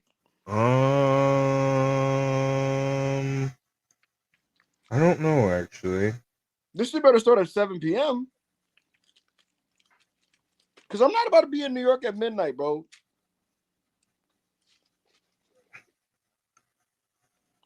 Someone said 1 p.m. There's no way this is an afternoon show, is it? No, it's not an afternoon show.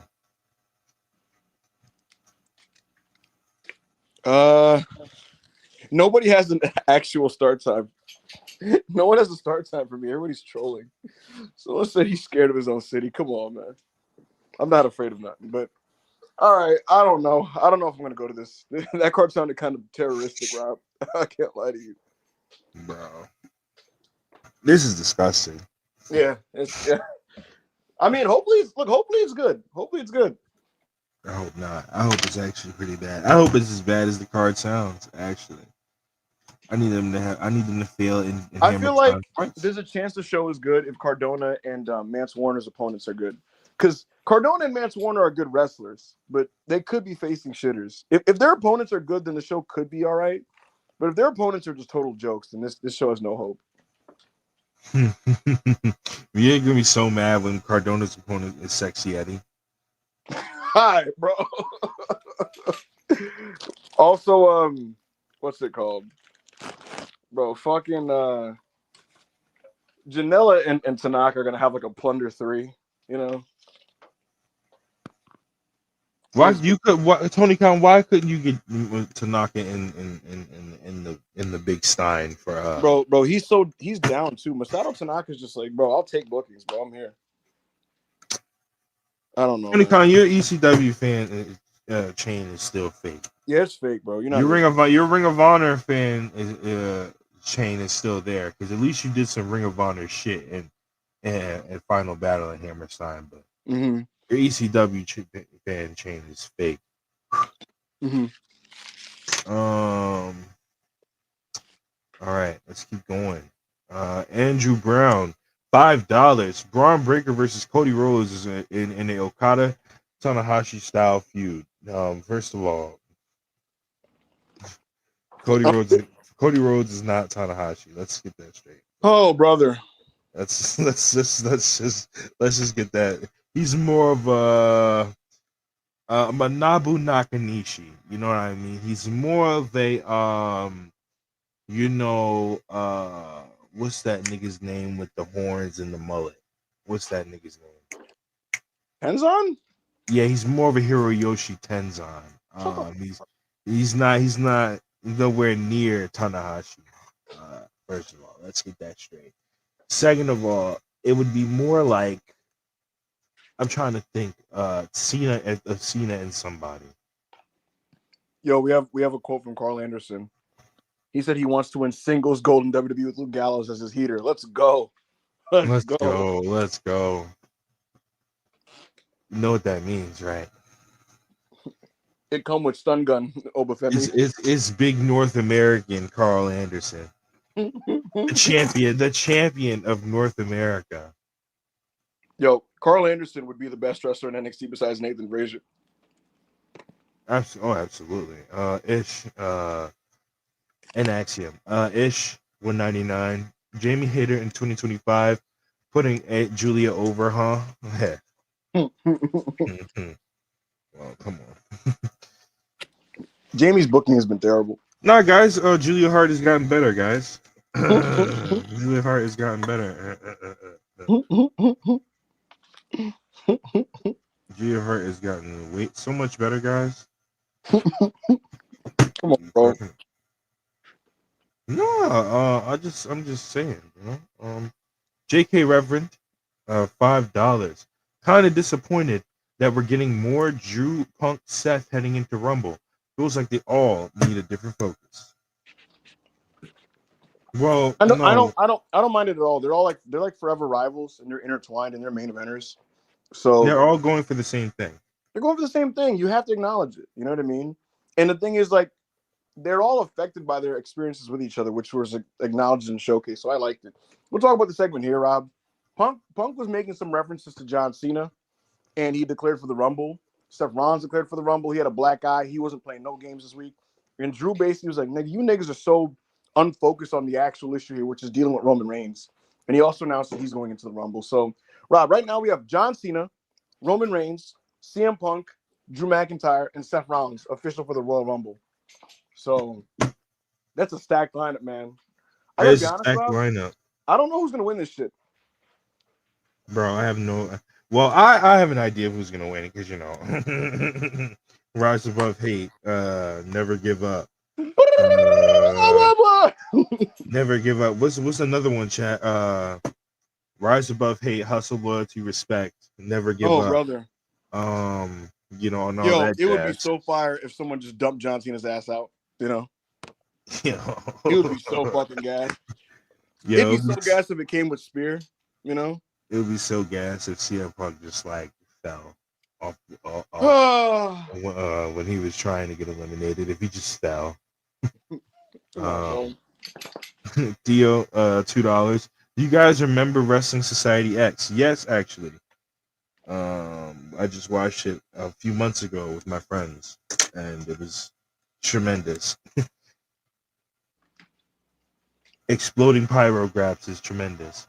Adam 199. Any word if AJ will be healthy for the Rumble? no.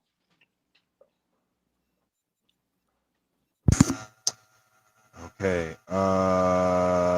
Boss Top Rich $2. Chances of Britt Baker going to the Fed? Never. They're very low. There's a very low chance that she ever leaves AEW. Mm-hmm. So Hush 199. Goon bending over like this, you're on a supermax. He bent over. He got bent over again. I didn't see this. He didn't get bent over again. Rob, did you see the Gunther Jey Uso segment? Yeah, I did. He didn't get bent over. He didn't get, if anything, Rob, he was back to the Gunther that I enjoyed, where he basically was like, nigga, this shit sucks. He came out there and he basically was like, last week's Netflix Raw was a joke. The matches sucked. I'm better than all these niggas. And I live up to an in-ring standard that these niggas don't. That's the Gunther I like. Talking his shit, being the anti-WWE wrestler. And Jey Uso, I gotta say, Rob, Gunther was berating him with the typical talking points about he's a tag guy, he's an entertainer. And when Gunther was walking away, Jay basically was like, I heard it all, bro. I'm a tag dude. I'm this. I'm not a wrestler, blah, blah. And he was just like, yo, he basically, nigga, it come with ye. Everybody's like, Jey Uso's this, Jey Uso's that, Jey Uso this. Jey Uso's me, bro. I'm Jey Uso. Facts. It was a good promo. I like when Jay's passionate, man. He's a good promo when he really speaks from the heart. And I thought that was good. I think that Gunther versus Jay is a decent match for Saturday night's main event. And yeah, I just thought that was a good segment.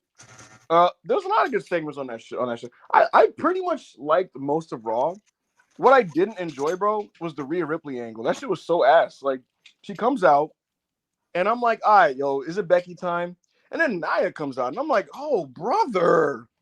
And it's like Nia and Bailey out there. I'm like, nigga, I don't want to watch SmackDown. Get this shit out of my face. Nigga, I see this shit on SmackDown every fucking week. Get this shit out of, where's Becky? They said, hey, man. Transfer portals sound kind of good. Them niggas that we on transfer SmackDown to Raw. Nigga, I avoid that shit. Anyways. Thank you, Hush. All right. Heiko 199. More of Penta versus Gable had me saying, where's the ad? I felt like, maybe I'm tripping, Rob. I feel like there wasn't as many commercials on last night's show, which is a good thing. Or at least it didn't get in the way of the wrestling as much.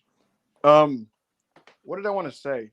Yeah, it kind of felt like they let them wrestle, and then they would just do commercial breaks. Which is a good thing. Rob, did you know that the international feed, they don't get commercials, they just see like other shit? Yeah, so like if it's during a match and it goes to commercial, they just see the commercial break wrestling like AEW does with the fight feed, right? And if it's not a match, they get an interview. So it was just Jackie Redmond like interviewing people. She talked to Rey Mysterio, she spoke to the New Day, and she spoke to Bayley. With the New Day one, they basically were just kind of like reiterating what they've been reiterating about like being annoyed that like they got kicked out of the locker room type shit. With the Rey, he basically was like, I've known Penta a long time, and I always knew his home would be in WWE. So that was amusing, but that was the deal there. But yeah, I like how they're handling it so far when it comes to that kind of thing. All right. Legend Rider, $5. Rumble is looking stacked. Just hope it delivers this time. Rumble has been a big weak spot for Triple H. That's just Rumble show wasn't good at all. So hopefully he finally nails it this year. I barely even remember it. Hush 199. Last year's show had Logan Paul and Kevin Owens, which was disappointing. They had really bad four-way where it was AJ, LA Knight, Randy Orton, and Roman. I don't know if you remember that. Nothing match. The men's rumble weirdly just didn't have heat. Nothing. Nothing to you, nigga. Nothing Oh, to brother. you. Oh. Oh, brother. Ooh. Anyways. They're gonna do anything with Omos after Japan, Brother, that's his home right now. bro. Dead ass. Didn't we tell him like several times what they did with Omos? No, I didn't tell him. I'll tell you. I'll tell the self-made. You tweeted it out, nigga. What are you talking about? Yeah, well, I'll go into details in self-made. Okay. Trixie, the last time is now. 199. When will Gunther wrestle someone good? Never. That's a great question. Can he wrestle good wrestlers, please? Well, Cena at WrestleMania, but that's besides the point. What happened? What happened, bro? Thank you, Trixie. Why are you? What's that side for, bro? That's crazy. Will Chisholm, $5. Is it funny how the NXT kids are like, we love Punk, he's cool. We don't know why people have a problem with him, lol. Like Roxanne, like he's my dad, lol. Yo, Will, you gotta proofread these messages, bro. Like you be giving niggas aneurysms, bro. But it's basically just because here's why it works. Punk wants to feel like his wisdom that he's imparting is being taken into account, and the NXT wrestlers just look up to him, bro. They don't see him as a peer. They see him as like a guy to study and like look up to and pick their brain. And Punk likes that relationship. You know what I mean? When it doesn't work is when Like Punk when is niggas like trying ride to give his it. dick. When Punk tries to give advice to like a 38-year-old wrestler, and they're just kind of like, "All right, bro," then it's not the same dynamic. You know what I mean? But yeah, he likes being in NXT because it makes him feel. It makes him feel like he's like being able to contribute his knowledge to good use and the talent taken into account and shit like that. So it's why he likes going there. You know what I mean? It's like it's a mutual thing. Thank you, Will. All right, thank you for the super chat. Link, £2. Don West, the greatest commentator of all time. I love Don. Rest in He's peace. one of them. He's top 10. I He's love top Don. 10. He's so fun. Bro, bro, that's what we were saying earlier on the show. Just take the Don West approach of commentating. That's what Joe Tessitore did, bro. Don West is Pat McAfee if he was good. Exactly. He knows how to give just enough, but not go overboard and be like, you know what it like is? that shit Pat It McAfee felt, be doing. his hype reactions felt sincere. It felt like he was legitimately blown away by the shit AJ would do, you know? Bro, AJ would do like a fucking a 450 fucking DDT to the outside, and Don West would be like, "You're unbelievable! He just did it! You got to be kidding Osprey flopped to me!" the outside. Well, the awesome thing about Don, Rob, you know when he started his job with the TNA, he wasn't like a wrestling guy. He wasn't a wrestling fan. Exactly. He didn't know anything about this shit at all. Now imagine you don't watch wrestling, right? And they're showing you Low Key and Jerry Lynn and Psychosis and AJ Styles and Amazing Red. He's like, yo, this is awesome. You know what I mean? So yeah, I love Don, man. I just love Don. Rob, take care of the next super chat. I'm getting a message.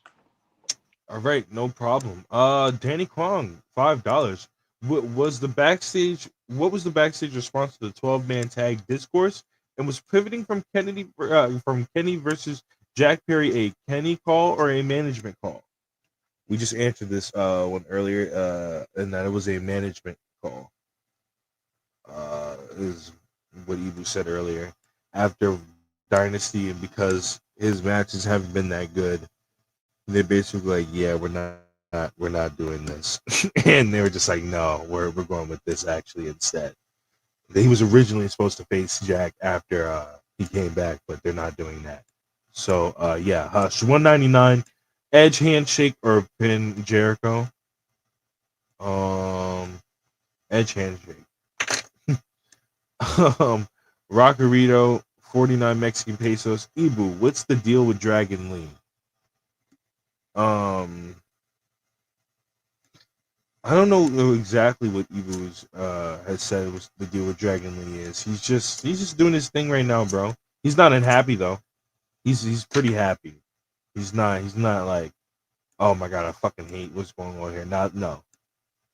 He's having fun. He's surfing. He having fun. Corey David $2. Corey David $2. Ibu, is it 50-50 for AJ to stay? Your percentages. I haven't heard Ibu's.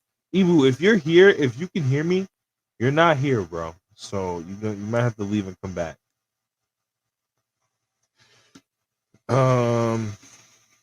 Yeah, they got him. They got him. They got his ass. They got his ass. I'm crying. They took that nigga. Amari, 316 V2, $5. Thoughts on the rumors on the AEW locker room being happy that Malachi Black is gone from AEW, bro? Because it's like, realistically, all that stress and shit that this nigga done put the roster and management under for the last 2 years, just annoying, dude. Especially and putting reporters under, basically having reporters report one thing and then having them do a whole different separate other thing. Like, bro, it's crazy. It's crazy. I'm glad that nigga's like, we don't got to deal with that shit no more. Just like when Punk was gone from AEW, bro. I didn't care that Punk was being fired from AEW for what it was. I was so much as it was Punk being fired from AEW. I cared about the fact that, like, now we could finally have a news cycle that they could talk about AEW and actually talk about AEW, and instead of, oh, CM, what has CM Punk done in AEW this week? You know what I mean? I was glad, you know what I mean? I was glad that it could be more, okay, what is AEW doing this week, and not what has CM Punk done this week. Giving off a weird noise. That's my computer and the fan. I got to get a whole new computer soon anyway. But so yeah. Struggle of the Fool, $4.99. Have there been any talk of the big gold design coming back? No. No. I wish. Absolutely wish. But no. No. So Darnell Lowell, $1.99. Plunder match, DP rules, by the way. Oh, you talking about Damian Priest? Yeah, Plunder match, Damian Priest rules. He's so good at what he does. It's kind of insane.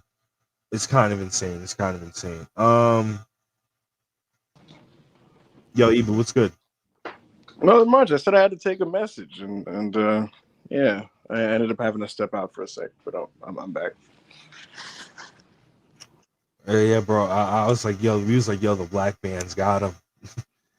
I don't know why you were like bewildered. I said I had to step away. No, I wasn't bewildered. I handled it. I hope so. I hope you weren't just standing here like a deer in the headlights, bro.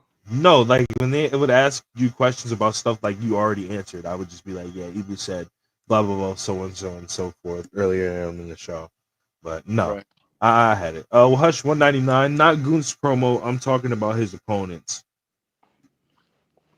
With that last super chat when he was like, I hope this world champion Gunther can pick it up. But no. Right. Yeah, no, definitely. I hope he can pick it up. Elite Merchant, $2. When Punk gets Santino'd from the Rumble. Oh my god. Oh brother. Oh my god. I need it. Thank you for the super chat. Black Yakuza 94, $5. Odyssey Jones was innocent. How come nobody talking about that? What are you talking about? There's some legal. Where did you say that Odyssey Jones was quote unquote innocent? Yeah, I don't know. I got to be honest, I have to read up on the Thurston article, but there's some legal details emerging about his situation, essentially. Because remember, he was fired because of what was perceived to be a domestic issue between him and his girlfriend, I think. And he claimed that all of his physicality was in self-defense. And there's some legal details about like what happened. And if you want to read through that, guys, I would go to Brandon Thurston's Twitter and look at the article he posted, which has all the details on the Omari Palmer situation. Even then, the New Day niggas wasn't feeling that shit no way. So that shit wasn't going nowhere anyway. TK Banks, you could tell nobody was feeling that shit. Not even the crowd was feeling that shit. TK Banks, $5. Watch WWE run the Dallas Cowboys Stadium for Saturday night's main event, going head to head with All In. Punk versus Cena main event.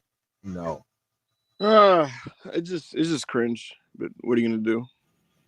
Actually, we'll do it on the condition that somebody's laying down and looking at the lights. I guess It's not the C Nation. It's not us. So somebody got to look at the lights. Yadi, 917, $5. All right, Ibu. Who broke TK's brain worse, Cody or Phil? Got to get OG Elite out of there and out of Hetland back wrestling 2 times a month. CM Punk broke his brain more. Yeah, no, that definitely like fried his fucking shit. That fried his shit, and because now he's starting to give a fuck about the casual audience. He never gave no fuck about the casual audience. So yeah, nah. Corey David, $2. Did y'all see Karrion Kross Ray Phoenix tweet? No, I did not. What he said. What the hell? What did Karrion Kross say? There's a lot of very psychotic people from Boyle Heights. Warms my evil heart to see them come out and play. Me brother Chulo. What? Ray Phoenix at Ray Phoenix. Me Vala Verga. Hurry up. I'll leave the door unlocked for you, Papo. What? Yo, what is you yapping about, nigga? Shut up. Oh, I just saw it. Yeah, I don't. Me brother Chulo, me Vale Verga, hurry up! I'll leave the door unlocked for you, Papo. I don't know what he's cooking. Yeah, nigga, can you just go cut your weird promos in peace on YouTube and leave us alone? No, I'm kidding. Weird, bro. What does this even mean? What does all that mean? I don't know, man. I don't know. Disgusting use of Spanish. Niggas, exactly, bro. All the Spanish speaking people in the comments is on this nigga's ass. They're on this nigga's ass. Massfan 84, 199. TNA fans, how good would Beer Money versus Hang Mega be? If it's prime Beer Money, that match would be amazing. Oh no, definitely, bro. Oh my god. Yo, y'all don't know. Oh my god, you don't know how good Beer Money was. You have no idea how good Beer Money was. I love that team. MASP 199. Percentage on the Elite leaving AEW. It's low. It's low. Yeah. Thank you for the super chat. Benjamin Howard, $5. Tempted to cash in my self-made match recommendations to slowly make Ibu watch that whole old GCW card over the course of a year. That's hilarious. Ibu might be there for it, so you never know. Yeah. Mass Fam 84, the last super chat. 199. Who is the best deathmatch wrestler right now? There's a couple. Despy doesn't do it a lot, but Despy's great at it. Yeah, no. Jun Kasai is tremendous. Mm-hmm. Who are also match wrestlers? I mean, John is still really good at doing them. Hangman, because Hangman does a lot of them. Sure. Hangman Page. He's done a lot of great ones. Sure. A really underrated one was the Archer one. Absolutely. Archer too. Archer has a lot of good ones too. Absolutely. Hey man, Willow Nightingale, Statlander. Those two as well. Absolutely. There you go. So beyond that, was that the last super chat? Yes, that was the last super chat. All right. So what didn't we talk about on Raw? We talked. Okay, so let's talk about Sheamus and Kaiser. What do you think of this, Rob? I thought, look, these guys wrestle a lot, but like they just don't miss to me, man. They just kick the shit out of each other, have great physical matches. I thought this was another very good physical match. Sheamus gets the win. He goes nose to nose with Braun Breaker. It looks like he's the number one contender for the IC title, and that match is set for Saturday Night's main event. What did you think of Sheamus versus Kaiser here? I thought this match was tremendous, bro. These two always have really good, just back and forth. I'm gonna hit you really hard. You're gonna hit me really hard. Agreement in the back. Just fucking just basically just strike fests, bro. They just go out there and they beat the absolute fuck out of each other, and it's so they're so good at it. They're so good at it, and I'm so ready. I'm so ready for them to continue doing these, bro. Yeah, man. Beyond that is the main event, and I think we're all tired of the Judgment Day Damian Priest stuff. But I will say this: they went out on a high note, Rob. That Balor street fight with Damian Priest overachieved, in my opinion. I didn't really care about it going in, but I thought the match was good. Damian Priest and him had some good crowd brawling.